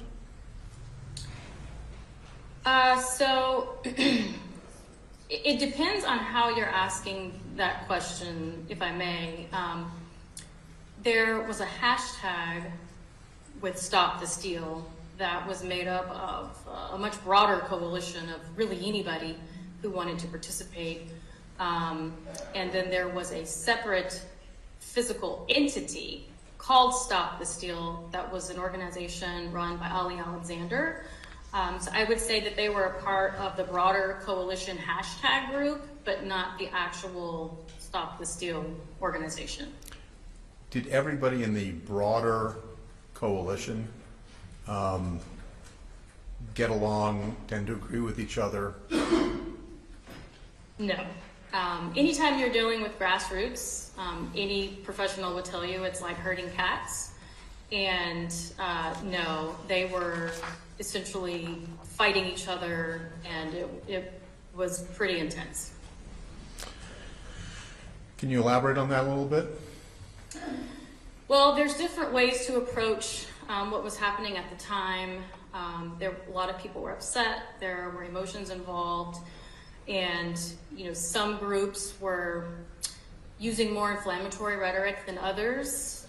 For example, you have the Ali Alexander, Alex Jones faction, who are typically known for being over the top in their rhetoric, whether it be conspiracy or just outright chaos. And then you have those like on the Kramer side who were just wanting to follow the constitutional process, which is what we've done forever, and encourage people to do what they can in their states, to talk to their legislatures. There was even some discussion about some of those states having recall statutes. I mean, actually following the process that was given to us by our founders. Did the Kramer's group, Women for America First, create something called the March for Trump?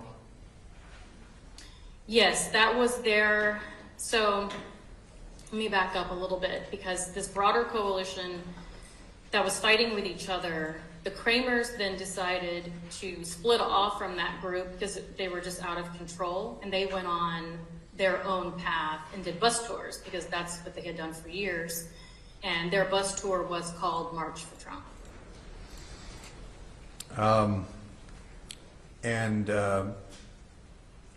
Where geographically was that bus tour located? I wouldn't know. There was a schedule, I recall, just going across the country, but I don't recall. You may have it, but I don't I didn't mean recall. specific. What I was going for, was it sort of a nationwide or across the country Yes. thing? Yes, it was across the country. And was it your understanding that it was supposed to culminate in I guess a demonstration at the Ellipse on January 6th? Yes, that's correct. They had did two previous events the same way, except the Ellipse was not a part of the process of the first two events that they held. Did Ms. Kramer or the Kramers ask you to help out with the January 6th event in any way? So when I was speaking with the Kramers, it was more of them, filling me in on what had been going on, what was happening, less of helping. I wasn't asked to help really until Caroline Wren had reached out to me after the fact and asked to help because she didn't feel like she was receiving the support that she needed. Who was Carolyn Wren? Caroline Wren is a fundraiser. She was a fundraiser for Republicans, and she was fundraising for President Trump at the time. And what was the issue that she brought up with you? She had grievances with the Kramers. She insisted that they weren't being team players. She was very upset with them. She knew that I knew them personally, so she reached out to me to see if I could help sort of mediate what she was trying to do. And what was Ms. Wren trying to do? Well, initially she said that they were blocking her speakers from talking or not wanting to work together and just being complicated and difficult. And then when I spoke to the Kramers about that, they informed me that the people that she wanted to work with were the Ali Alexanders and those crew. So when I reached back out to Caroline, I agreed with the Kramers and I told her that it's a non-starter.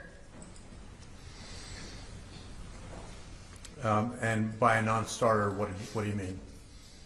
Meaning that these two groups were not going to be working together. And the problem was there were so many people who wanted to speak. And the Kramers had permits for January 5th and 6th. So in an attempt to try and quell all of the chaos in a very diplomatic way, working with Caroline Wren, who was representing her people, and Amy Kramer and Kylie, who were representing their people, came to an agreement to split up those days so that everybody had an opportunity to exercise their constitutional rights. Was President Trump expected, or at least be considered, strike that, Was there an expectation or a hope that President Trump would speak at the event on the Ellipse on the 6th? I think it's always a hope and an expectation when you're in DC at that time to at least see President Trump. And the fact that he flew over one of the rallies and drove past another, I think it was fair for people to want to see him in some capacity, but not necessarily to speak until he actually tweeted about it. And when was that? I don't recall the specific date. And so if I understand what you're saying, that the dates were split up with the Kramers and their group getting one date, which was the 6th, and Ms. Wren and her group getting the 5th, is that correct? That's correct. And which date did the president decide he was going to speak on? On January 6th. So the president announced that he would be speaking to the Kramer group, is that right? That's correct. And what was the reaction among the other group that you thought, well, what was the reaction among the other faction? Well, they were very upset, but as soon as he tweeted that he was going to, see you there, I just told everyone involved that whatever they were planning was not happening.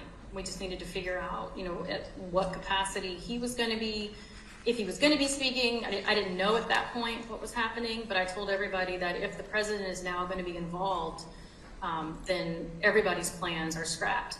The people who were moved to the 5th did not take it very well, primarily because Caroline continued to let them believe that they were going to be speaking on the 6th, and because they had been tweeting and posting pictures talking about sharing the stage with the president. So I knew that she was misleading the people that were moved to the 5th. So it's fair to say that they were not happy. And what about the people on the 6th? What was the situation with them?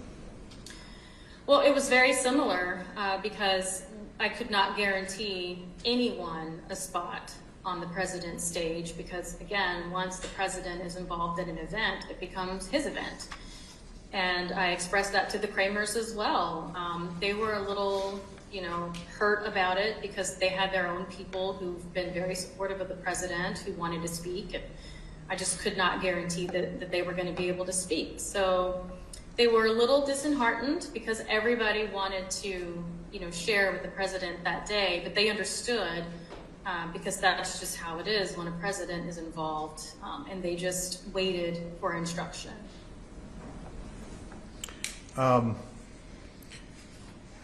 So did you take it upon yourself to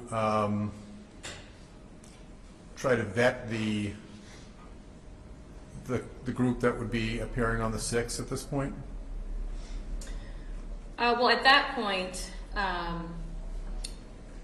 as soon as I learned that Caroline wanted to put Alex Jones, Holly Alexander, Roger Stone on the stage on the 6th, I immediately began raising red flags because she was telling me that this was approved and it was fine, and I knew that couldn't have been right, so my initial response was to flag it for the chief of staff. When you say the chief of staff, who do you mean? Mark Meadows. And what did you tell him? Did you reach out to Mr. Meadows? I did. I texted him and asked him to call me because I felt like things were getting a little out of hand. And approximately when was this? That was, again, I don't recall the specific date, but it was maybe January 2nd or 3rd, somewhere in there. Okay, and what was your concern at this point? Well, at this point, she had led me to believe that somebody in the White House had approved that, and I couldn't accept that. So I reached out to the chief of staff to raise that flag, and he did call me, and I expressed to him my concerns about it, and then I was shocked because he, first of all, didn't even know who Caroline Wren was, and then told me that no one had been spoken to about January 6th, and he hadn't approved anything. And so I was a little taken back by that. And that's when he asked me to just take this thing over to make sure that it goes off well. And that's when I got more formally involved. Okay, so let me see if I understand this correctly. So,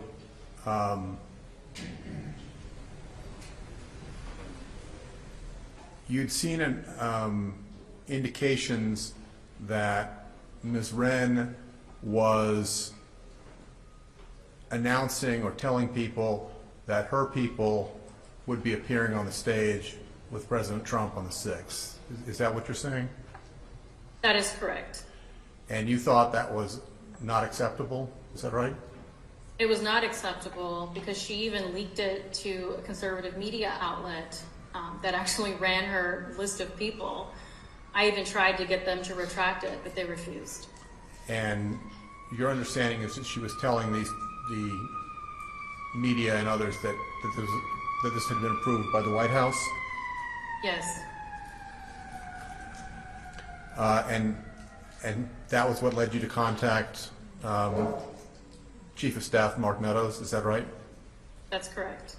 And that was on or around the 2nd, correct? That's correct. Okay. And so Mr. Meadows responded, if I understand you correctly, by saying that nobody at the White House had approved this to his knowledge, and he asked you to step in and sort things out. Is that correct? That's correct. Okay. So what did you do? Well, I went into, I don't know, I guess I call it campaign mode at that point. The Chief of Staff had asked me to take it over, and that's exactly what I did. I told everyone, meaning Caroline Wren and Amy Kramer and their crew, to tell everyone that no one is speaking. We tried to get together and come up with a reasonable list to submit to the White House. And Caroline just kept pushing for people that I just didn't think were appropriate. And then when she kept pushing, and I told her to tell me who approved this at the White House, because I told her that I was going to call the White House, she had mentioned that Scavino knew. So I was very upset with Dan Scavino. I just couldn't believe that he would approve something like that. So I reached out to the Chief of Staff once again and said, I'm done. I said, I'm not going to participate in embarrassing the president, and I'm just out. And when I told him that she said that Scavino approved it, he said, well, then you should probably reach out to Dan. And that's what I did. I reached out to Dan and found out that that was also a lie. And then I felt bad for getting mad at Dan Scavino. Well, let me just back up for a moment. Who was Dan Scavino? Dan Scavino, I think at that point, was Deputy Chief of Staff. He was doing social media for the president, but I think there at the end he was Deputy Chief of Staff. Okay. So you were being told by Carolyn Wren that her people were being approved by the White House, and you initially thought that there might be some truth to that, so you reached out to Mr. Meadows. Is that right? Yes. And you thought Dan Scavino was the person that was approving this? That's correct. And Mr. Meadows put you in contact with Mr. Scavino, is that right? Well, he asked me to reach out to Dan, and I reached out to Dan, yes. Okay, and when was that? That was either the 2nd or the 3rd. This was all happening very quickly in a matter of a couple of days. So all of this happened around the 2nd and 3rd and 4th. Okay. So if the 3rd was a Sunday, would have been the Sunday or the Monday that you talked with Mr. Scavino? I believe it would have been Sunday, because when he told me with all certainty that just was not true and he hadn't approved anything from anyone, he suggested that I meet with the president the following day, which would have been that Monday before he left for the Georgia rally. Okay, and where were you when you had this conversation with Mr. Scavino? at home in Texas. I was really bedridden because I had hurt my back. My age is catching up with me. So, did you go to Washington D.C. on the Monday? I did. I managed to get on a flight that next morning. I felt like it was important enough to actually sit down with the president to find out exactly what he expected to come from the rally on the 6th. And so I flew right in and went to a meeting. Okay. Now, if Mr. Meadows and Mr. Scavino, well, let me ask you this. Did you express your concerns about these speakers to Mr. Meadows and Mr. Scavino? Oh, absolutely. I expressed my concerns to anyone who would listen. Okay. What did you tell Mr. Meadows and Mr. Scavino were your concerns about these speakers? I mean, I think Alex Jones, I mean, the name itself is a problem. I believe I sent either some tweets or some articles where there was some incendiary language that Ali Alexander was specifically using. I had seen some video clips of some of the previous rallies or protests that he was speaking at, and it was very inflammatory as well. So I just sort of listed off a couple of my concerns, and they just assumed they agreed with me, and I mean, it's a problem. And then that's why Dan was like, just come sit with the president and figure out what he wants. And the primary reason you do that is because once the president makes a decision, it's done. At least that's how it should be. Okay. And just, I got your concerns with some individual speakers, but more generically, what was your concern about having the kind of speakers you disapproved of on the stage with the president? So I had mentioned before that there were two previous events leading up to the one at January 6th that the Kramers had informed me that there were issues.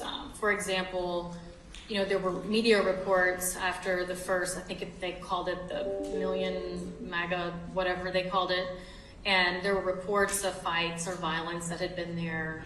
You know, we had just spent several years of Trump supporters being attacked. Then there was also a situation regarding Alex Jones himself, who tried to rush the stage at one of their previous events. And my concern was whether they tried to cause any problems or, these guys don't care. They want attention. They want the notoriety. They just want the chaos. And I was just concerned with emotions being high and the number of people that were likely going to be there, that we need to be on alert. So, if I understand you correctly, you just wanted to keep these kind of troublemakers off the stage with the president? Is that what I'm understanding? Not only did I not want them on the stage, I didn't want them anywhere around. I just think that those actors are really bad actors. They're in this for, their own personal selfish reasons, and they just don't care about the damage that they cause. Turns out I was right. Okay. So you'd had this discussion with Mr. Meadows, and did he share your concerns? He did. I mean, I think that's why he told me to just take it over. Okay. It was just too much to even deal with at that point. So. And you had a similar discussion with Mr. Scavino, is that correct? That's correct. And did he share your concerns? He did, yes. And so did he help you set up a meeting with the president for the next day? Yes, Dan set me up to go see the president the following afternoon. Okay. So where was the meeting you had with the president? It was in the president's dining room, which is right off the Oval Office. Okay, and about what time was that?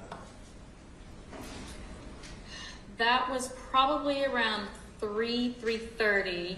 So I know he was leaving for the Georgia rally. after the meeting. Okay, and about how long did that meeting last?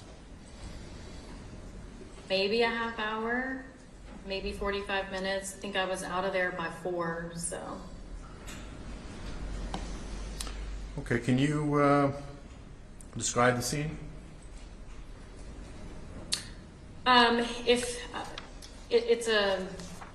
a small room with a long table.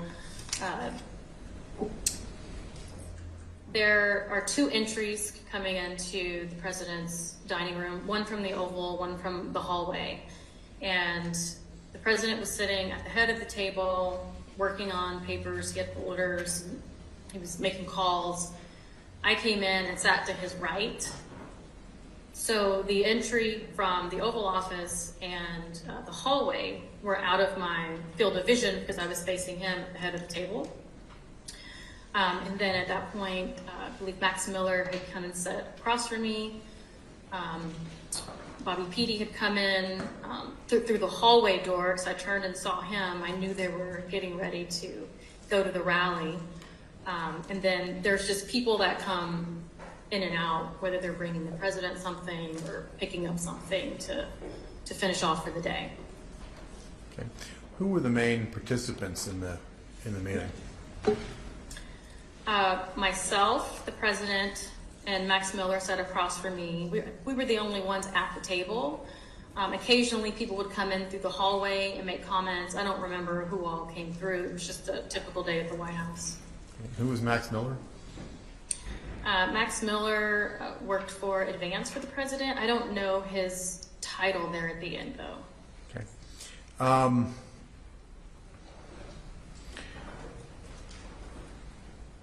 And if I understand what you've been saying earlier, from your perspective, the purpose of the meeting was to get the president's input on who he wanted at the event on the 6th, and what kind of event he wanted. Is that fair? That's fair. Okay. Did you come in there with, I don't know, an agenda, talking points, anything like that? I did make an agenda for the meeting just to make sure that I covered the points that I wanted to cover. Anytime you meet with the president, you can get off topic and talk about other things. So it was my way of having my little bullets to make sure that I was able to communicate clearly what I thought. Did you wind up using that set of talking points in that meeting? I didn't use all of the talking points. I used it as a guide in our discussion, but I did express my concerns. Okay. And what was the president's reaction to your expression of concern? Well, it actually was not as difficult as I thought, because I thought I was going to have to run through everything. And I didn't have to, because the moment that I showed him a list of people that wanted to speak, he just didn't want everybody to speak.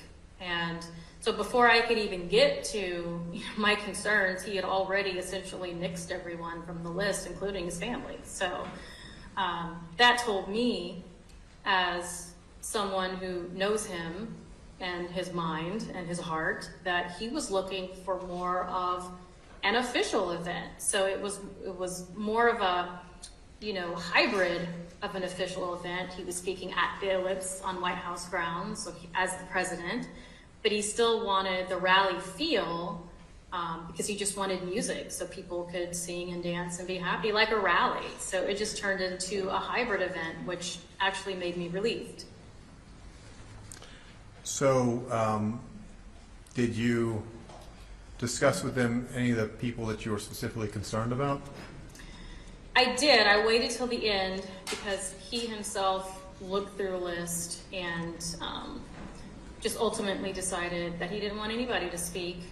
So by the end, he just decided that the permit holder could speak, I could introduce them.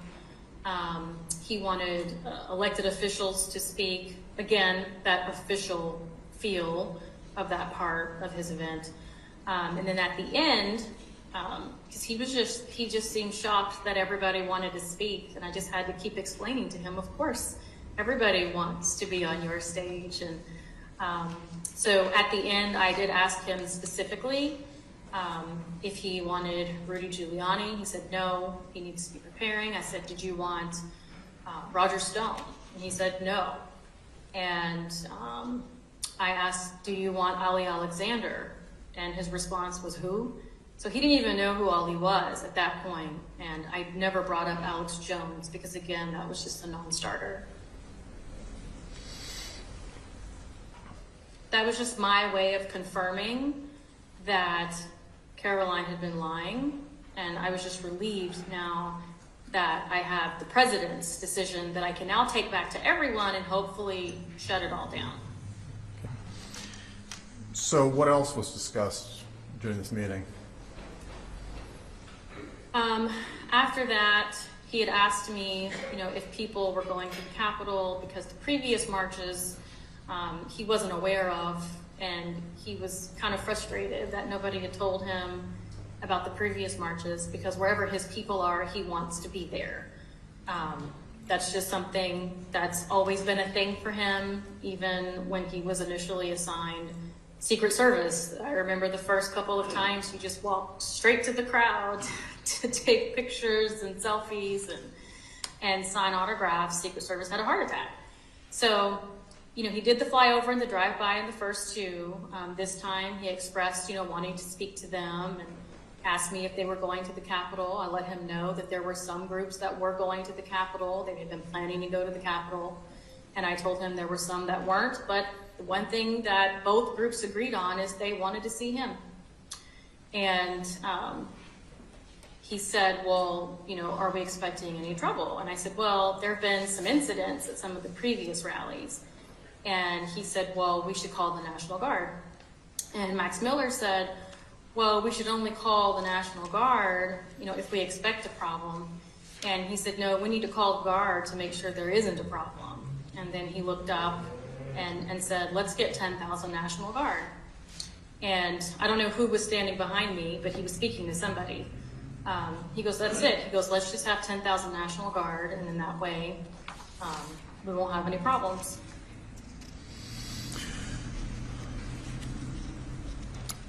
Did you give any testimony to the January 6th Select Committee? I did, yes. I spent a total of probably around 19 to 20 hours through interviews as well as sworn testimony. Did you give public testimony? I did not. So it was in private session? Yes, that's correct. During your interviews and the private session, did you discuss the matters we've talked about today? Yes, Did you talk specifically about your meeting with the president? absolutely, yes. Did you talk about his willingness and decision to exclude problematic speakers from the event on the Ellipse? Objection Yes. meeting and mischaracterized testimony. Sustained. Did you talk about your discussion with him about excluding people like Ali Alexander from the speaker list? Did I discuss it with the committee? Yes. Yes. Sustained. Try to not ask leading questions. Did you talk about about his mentioning 10,000 National Guard troops? Meeting. Sustained. Why don't you ask her what she talked about? Well, I've already asked, did she testify about the matters we've discussed today? And she said yes, so I guess that covers that. Did the committee call you to testify at any public hearing? No. To your knowledge, does the committee's report include any of the information you provided about those topics in its findings? Not to my knowledge. I have no further questions for you at this time. Thank you. Ms. Pearson, we are gonna take a break, so can you make sure you're available again in 15 minutes at 410 in Colorado? Yes, Your Honor. We're in recess.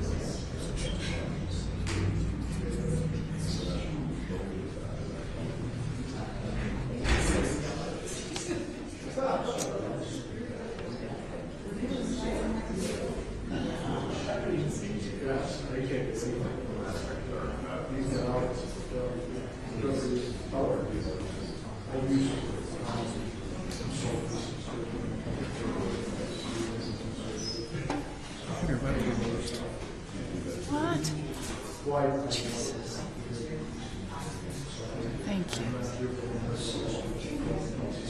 I should have caught it too. I didn't know I was sitting back there and I thought I saw a little glimmer of orange there. Oh, God, of course it's...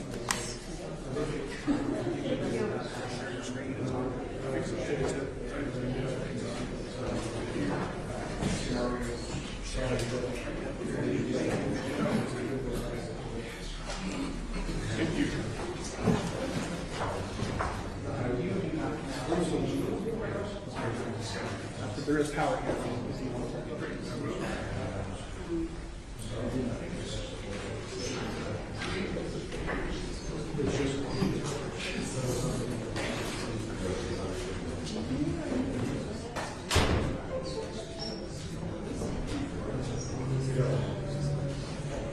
Switch? What they said they liked better yesterday was if you take the witness and you can move them to the stage, Okay. and it'll. You And can't, that'll you can't get just- rid of the judge because She's the host. permanent, but maybe we can just But leave them. it'll leave this locked side by side. Okay, so move to the stage. Yeah. Okay, thank you. And it's just a matter of preference, you know. If Yeah, I mean, it'd be great if you could send it full screen, but you can't. yeah. I mean, it might be better so it's not a bouncing back and forth. 'Cause Right. that's kind of... Because I know they pick up like by the voice sound, so she's up typing, it's quieter than I asked her clerk yesterday which one they prefer. Okay, then move to stage. Thank you. Like later, after we do this? After we did this. After we had bouncy back and forth. Present it how you want to present Yeah, it. yeah. No, I prefer. No, I think we all prefer it. That gets distracting.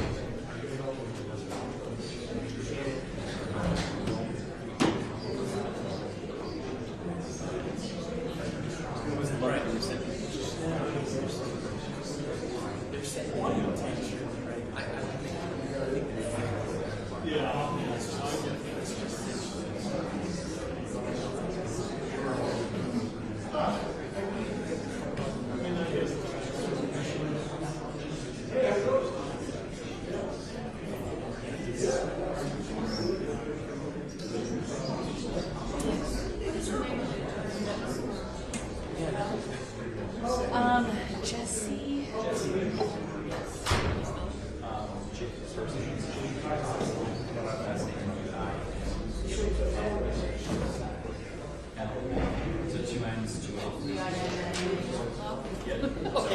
No, that's okay.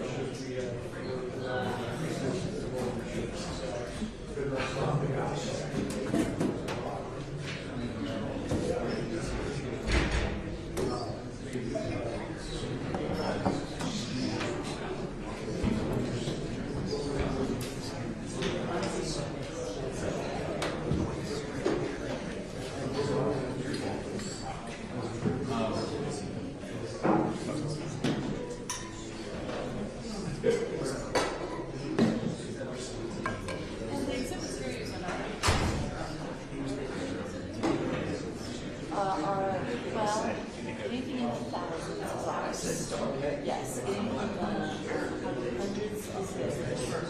Anything in the 500s is theirs. I can send you it. Yeah. Okay. All right. I will try and report. Yeah. It's massive.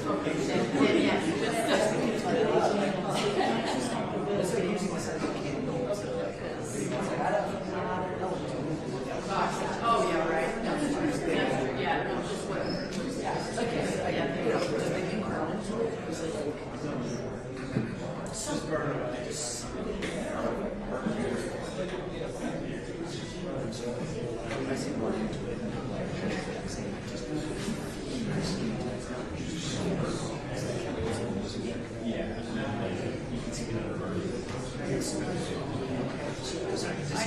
running down the hall.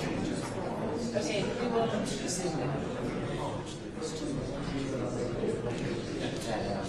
They weren't doing source on but they didn't have the normal sick.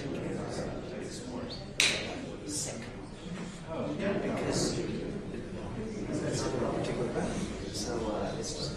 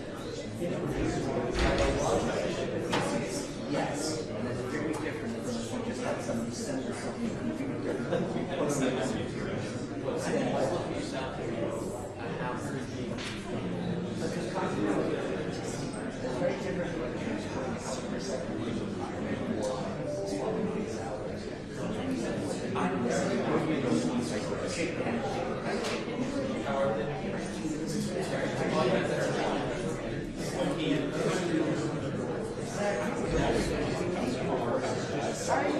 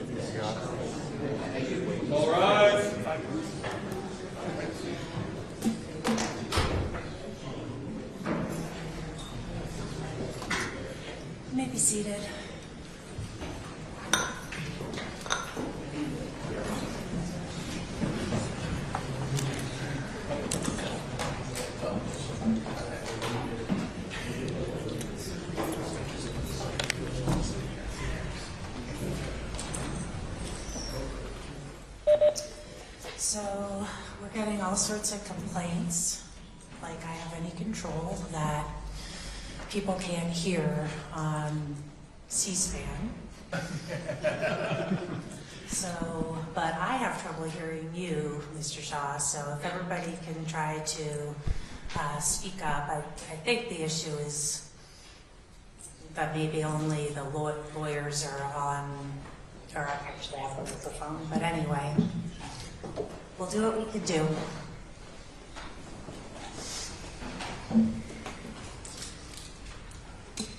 Are you still there, Ms. Pearson? Yes, Your Honor, I'm here. Great, so you're still under oath, and it looks like you should be able to see Mr. Olson, is that correct? Which ones? Yes. He'll be asking. Yes, yes. He'll be asking you questions, okay?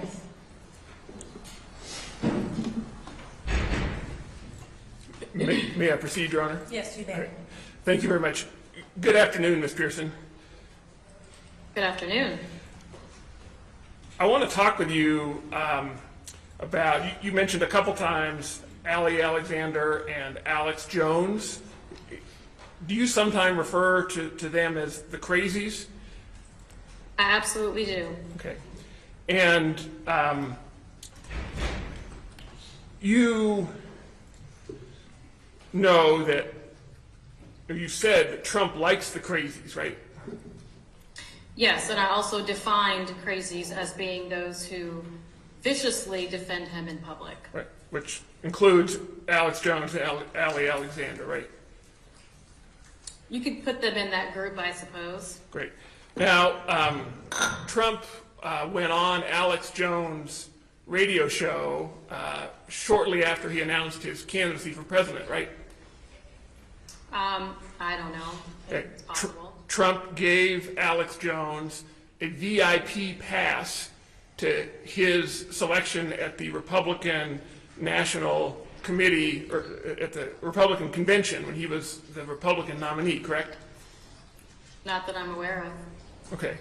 But you still have a great deal of loyalty to Trump, don't you? Define loyalty. Well, you would never betray him, would you? Well, I wouldn't betray anyone. You call yourself one of the believers, right? Absolutely. Okay. Everybody on the 2016 primary campaign were the believers, Okay. yes. And you view your job in that role as protecting the president, right? You protect your principal regardless of who it is, yes. Yeah, so your job is to protect, you view your job is to protect the president, right? Yes. Now, I want to talk about this claimed conversation about the National Guard. Now, was Kash Patel in that conversation? No. Okay. Was the chairman of the Joint Chiefs of Staff in that conversation? No. Was Mark Meadows in that conversation? No. Was any senior leadership from the Department of Defense in that conversation? Not that I'm aware of. Okay. But Max Miller was in that conversation, right? Yes. Okay. And you said that day that you and Max Miller killed the National Guard, right? That is incorrect. Let me show you a tweet or a text message exchange between you and Mr. Miller. Plaintiff's Exhibit 265, Your Honor. Whoops. I need to share my screen first. I'm sorry, Ms. Pierson. I've got nothing but time. And I guess I need permission to share my screen. Thank you very much. We're getting better at this as we proceed, so.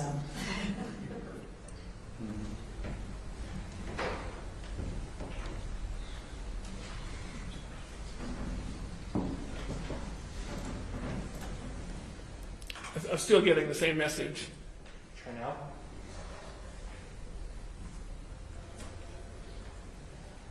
Yes.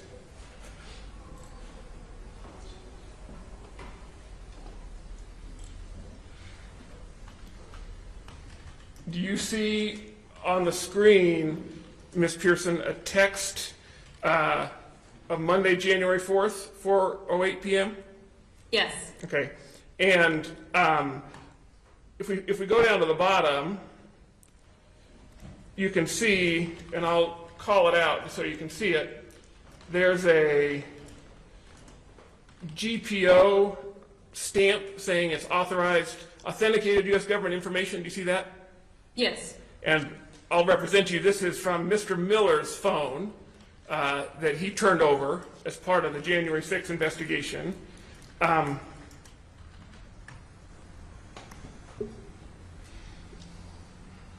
And you'll see at the top, it's a Monday, January 4th. Do you see that? Yes.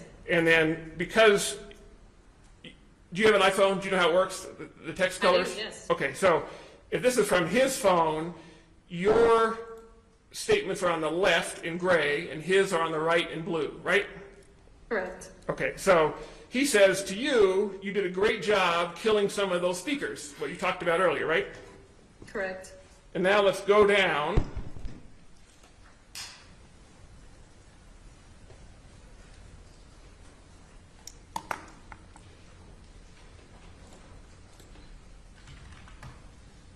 And you say, hallelujah, praise the Lord Jesus, amen. Mr. Miller says, haha, crushed it, but man, he thinks 1 million people are coming, right? You got that exchange? Yes, I see it. And then you say, I tried to help manage expectations. And then he says, and I'll highlight it here, you did, and just glad we killed the National Guard. Do you see that? I see that. And then you heart emojied that statement, right? Yes. You didn't say, no, we didn't, did you? No. You just said, didn't get a picture, Yes. right?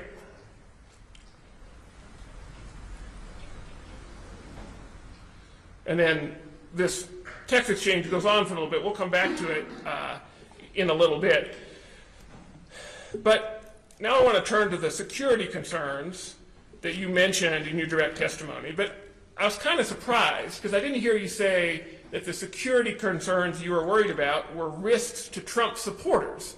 That was your security concern, wasn't it? That was one of my concerns, yes. Well, in your interview with the January 6th committee, which that transcripts have made public, right? You know that. That's correct. No one's keeping it a secret, are they? Not that I'm aware of. Okay. The only security concern you mentioned was security concerns to Trump supporters, right? I believe I mentioned concerns generally, but when they asked for an example, that is one that I gave.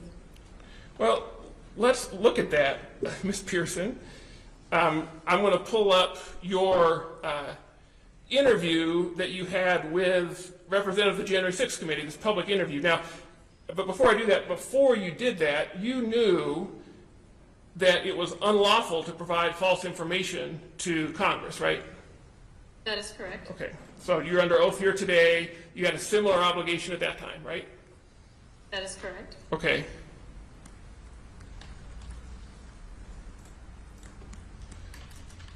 So I'm pulling up page 124 of Exhibit 264, and I'm going to bring the screen out. Is that big enough for you to read? Yes, it is. So the question that you were asked was, talk about the National Guard. It says, what specifically did you tell the president or Mr. Miller about security concerns that you had for that day, for the day, right? You see that? Yes. And then if we go down, you have 2 paragraphs of answers, and you talk about some physical assaults there were, conflicts between Black Lives Matter and those other guys. I don't even remember who they all were. Countless reports of people being attacked at some of these marches or rallies or whatever you want to call them. Now, are you referring here to the November and December rallies you talked about briefly? Yes. The ones where Trump either visited in a motorcade to express his support, and then the other one, he flew over in Marine One and did 2 laps, right? Around, Yes. over the protest, and everyone in the protest He thought that, lapsed, but he flew over. yeah, but everyone in the protest thought that was pretty great that the president expressed support that way, didn't they? Yes. Okay. And then, so going back to your answer, you say there was high potential that on top of all the previous encounters that specifically Trump supporters have run into with being attacked pretty much anywhere, right? Mm-hmm. Did you identify any other concern, security concern, other than Trump supporters? I spoke to the committee investigators on more than one occasion, so I'd expressed all of my concerns, yes. Okay. That wasn't quite my question, Ms. Pierson.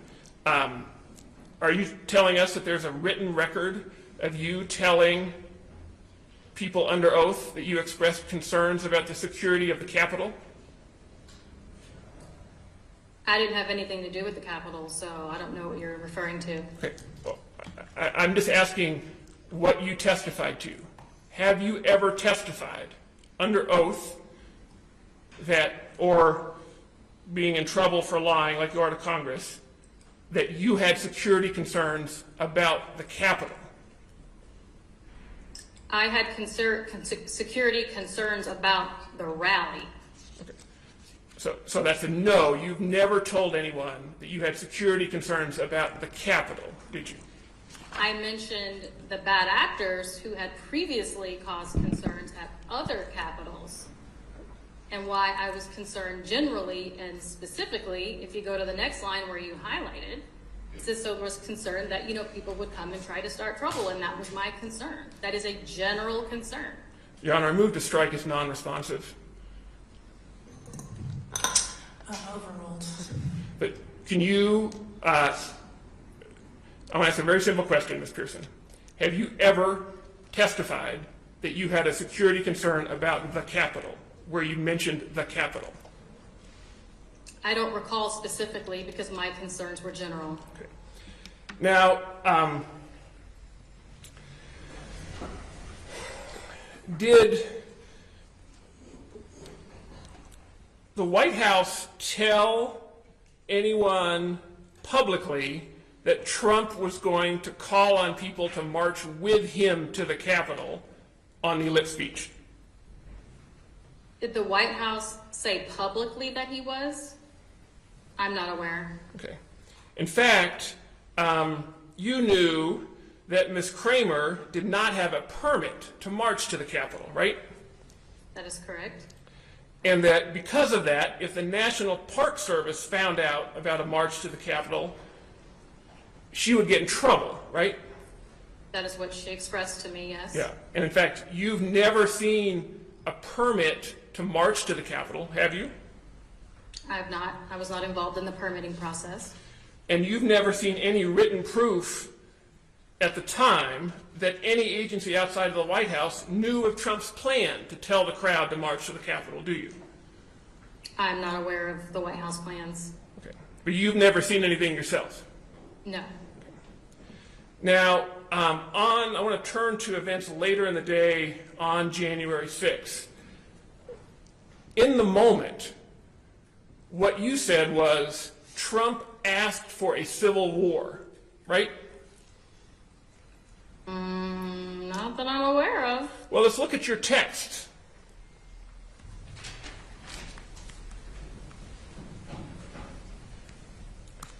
And what I want to do, this is a text between you and Brad Parscale. It's Exhibit 263. Do you see that? I do, yes. And you see the date here. I'll just highlight one. Is it big enough for you to read, by the way? Yes, sir. Okay. So this is January 6th in the evening, right? Correct. And it goes back and forth. I want to give a little context to make sure we get your text exactly right. Who is Mr. Parscale at this time? He's the former 2020 campaign manager. Right. But he had a pretty good idea of how Trump communicated to his supporters, right? Objection. I can't speak for Brad Parscale. Overruled. Well, Mr. Trump put him in charge of his campaign, right? Actually, he fired Brad Parscale. Well, a lot of people have been fired by Mr. Trump, but at some point, Mr. Trump put Mr. Parscale in charge of his campaign, right? Correct. Okay. And so what Mr. Parscale says to you on January 6th is that was a sitting president asking for a civil war, right? That's what he says. That's what he says. And then you talk about, you say Lincoln actually suspended habeas corpus. And it's kind of hard to follow the thread because it looks like you're each texting to each other. This happens to all of us, right? You're texting while someone else is responding, so it doesn't always match up. But I want to make sure you see the full exchange. A sitting president asking for a civil war. You respond, this one, and then you say Lincoln actually suspended habeas corpus. And then Mr. Parscale says, well, he better be right. And then let's turn to see what you say on the next page. You say, he asked for a civil war. You see that? Do you see what I said after that? Don't over dramatize. Right, but you said he asked for a civil war, right? Responding to Brad Parscale, yes, that's correct. Now, we can all agree that President Lincoln never asked for a civil war, did he? Did he ask for it, or did he actually do it? Asked What's for your it. question? I don't know. I wasn't around back in Lincoln's Okay, time. but the he you're referring to right here, when you say he asked for civil war, that is Trump, right? What you're saying is Trump asked for a civil war, right? No, what I'm saying is Brad was over dramatizing by saying he asked for a civil war. You have to read the entire text, sir. Well, that's what we're doing. Well, you're not doing it because you stop at he asked for a civil war and you completely ignore the rest of the text in that line.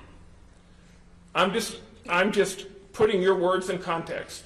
But you Sir, can't put my words in context. excuse me, because you're excuse me, using Ms. the Pearson. actual text. I'm sorry to mean to interrupt, but I want to make sure we're efficient. And I'm showing everyone your text. We're talking about your whole text. If there's anything else you want me to show, I'm happy to do it. But you said on January 6th, he asked for a civil war. Don't over dramatize, right? And Yes. okay. In response to his text. Now, also on January 6th, while the insurrection was underway, you knew full well that the mob's purpose was to come for the Capitol, right? I don't know that I would know their purpose. I wasn't in on their plans. Well, you said... Pretty clear watching it unfold what was happening. Right, but you said on January 6th that the mob came for the Capitol, right? And do you have that to show me? Sure. I would need to see the context. This is Exhibit 258, Your Honor. And this is text with you and Taylor Burdowich. And I'm pronouncing that name right? Can you pronounce it so I get it right? Yes, that's correct. Burdowich? That's correct. Okay. And you're texting back and forth during the insurrection on January 6th, right? During the protest, that's correct. Is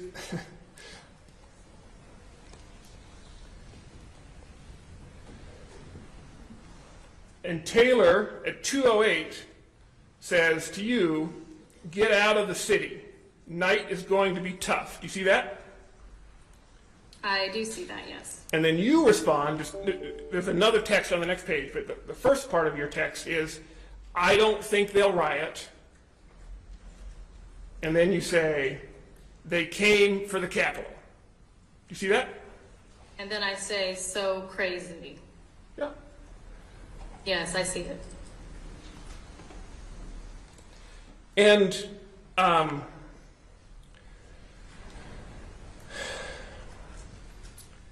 then I want to talk about a text exchange you had with Mr. Miller. And within 24 hours of these events occurring, And you knew pretty quickly that police officers were injured and someone had been killed, right, in this attack on the Capitol? Wouldn't have known until it was reported. But you knew that day, right, like most Americans, that someone had been killed. Yes, later that evening, Okay. yes, I did hear. And so the next day, after you knew that someone had been killed and many police officers had been injured, you were making jokes about the insurrection, weren't you? I don't recall. Well, let's look at what you said. It was also surreal.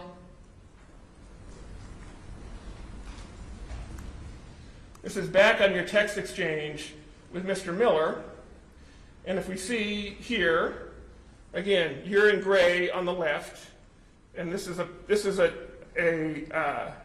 picture that you sent where you say definitely not a Trump supporter, no chance. And now I want to talk about the exchange on January 7th in the morning, right? So the morning after the Capitol was attacked, you sort of posted a meme, right? 2020 is finally over. That was the craziest year ever.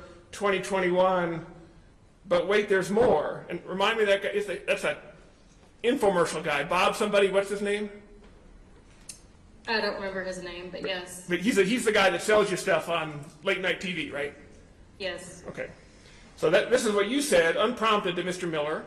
And then the next day, the texter consider exchanges, and he says never too soon.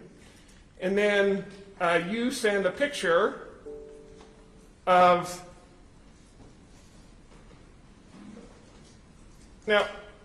someone carrying out a Capitol. You say,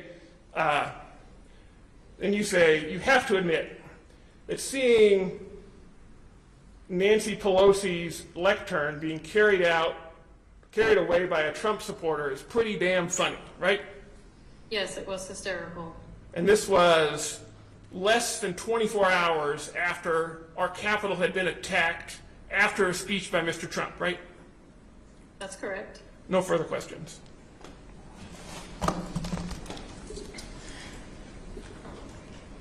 Mr. Shaw, do you have any redirect?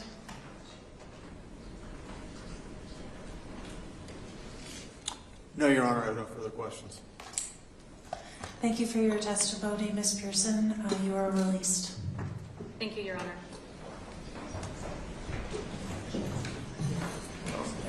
Actually, Your Honor, can we move in a couple of exhibits? I'm sorry. It's the text exchange is exhibit 265 and 263. Any objection? No, Your Honor. 263 and 265 are admitted. Your Honor, our next witness is Amy Kramer. I had to get my head around it, and she's on the East Coast. She is available now if you would like to proceed, but she would prefer to go first thing in the morning because it's now 6:30 her time. And you have another? Oh no, she would be the only. We would be breaking if we did not bring her up. Call her now. You have a pretty long witness list, and I just want to make sure that we're going to wrap up and take into account that Mr. Keefe also needs to testify. So I'm willing to go to 5:30 as planned, but I don't want to be told tomorrow or Friday that we're not going to finish because we're breaking early on a bunch of days.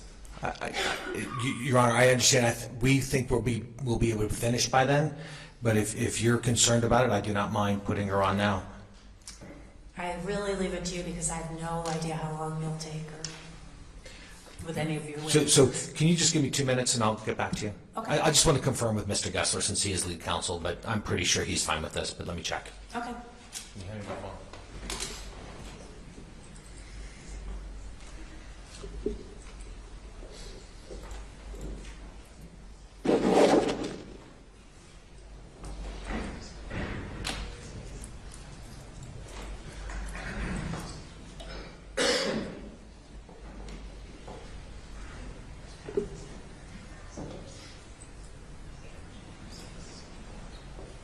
Your Honor, go off the record for a moment. I'm not sure what that means, given that we're on TV, but okay. That was my final witness, so I've got work to do back at the... Oh, please. But I do want to thank you for your courtesy and allowing me to appear before you for HA. Oh, you're gone for the week. Gone, so thank you very much. Thank you, Mr. Shaw.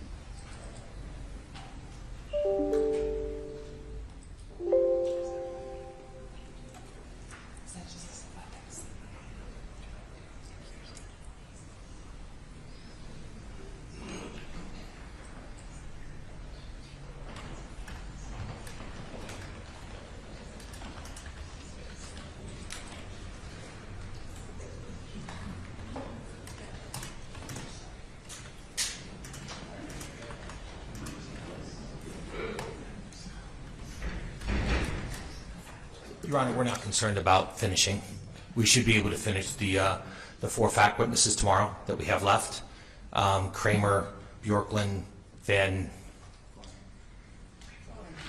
thank you, Flying, and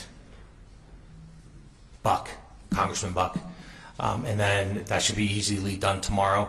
And then on Friday, we expected to have our expert in the morning, and we would be done at that point. Okay, I'm sorry, you said Fine, Bjorklund, Buck, and Kramer. Kramer. So are you not calling Congressman Niels? No, we're not. We actually have. We're not going to be calling Congressman Niels, and we're not calling Mr. Van der Veen. Oh, okay. Well, it sounds like we should be in good Yeah. shape then. Yeah, I think we'll be in fine shape. Okay.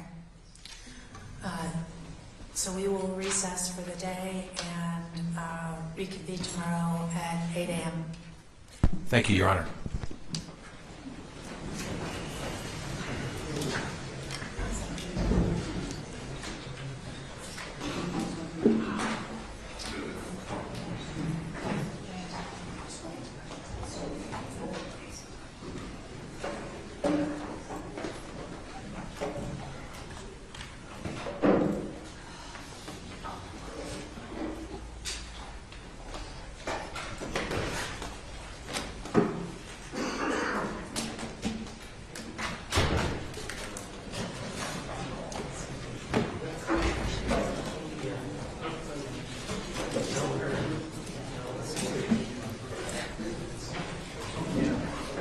Do I have to do anything special to get this out? Like eject? Just pull it? Okay.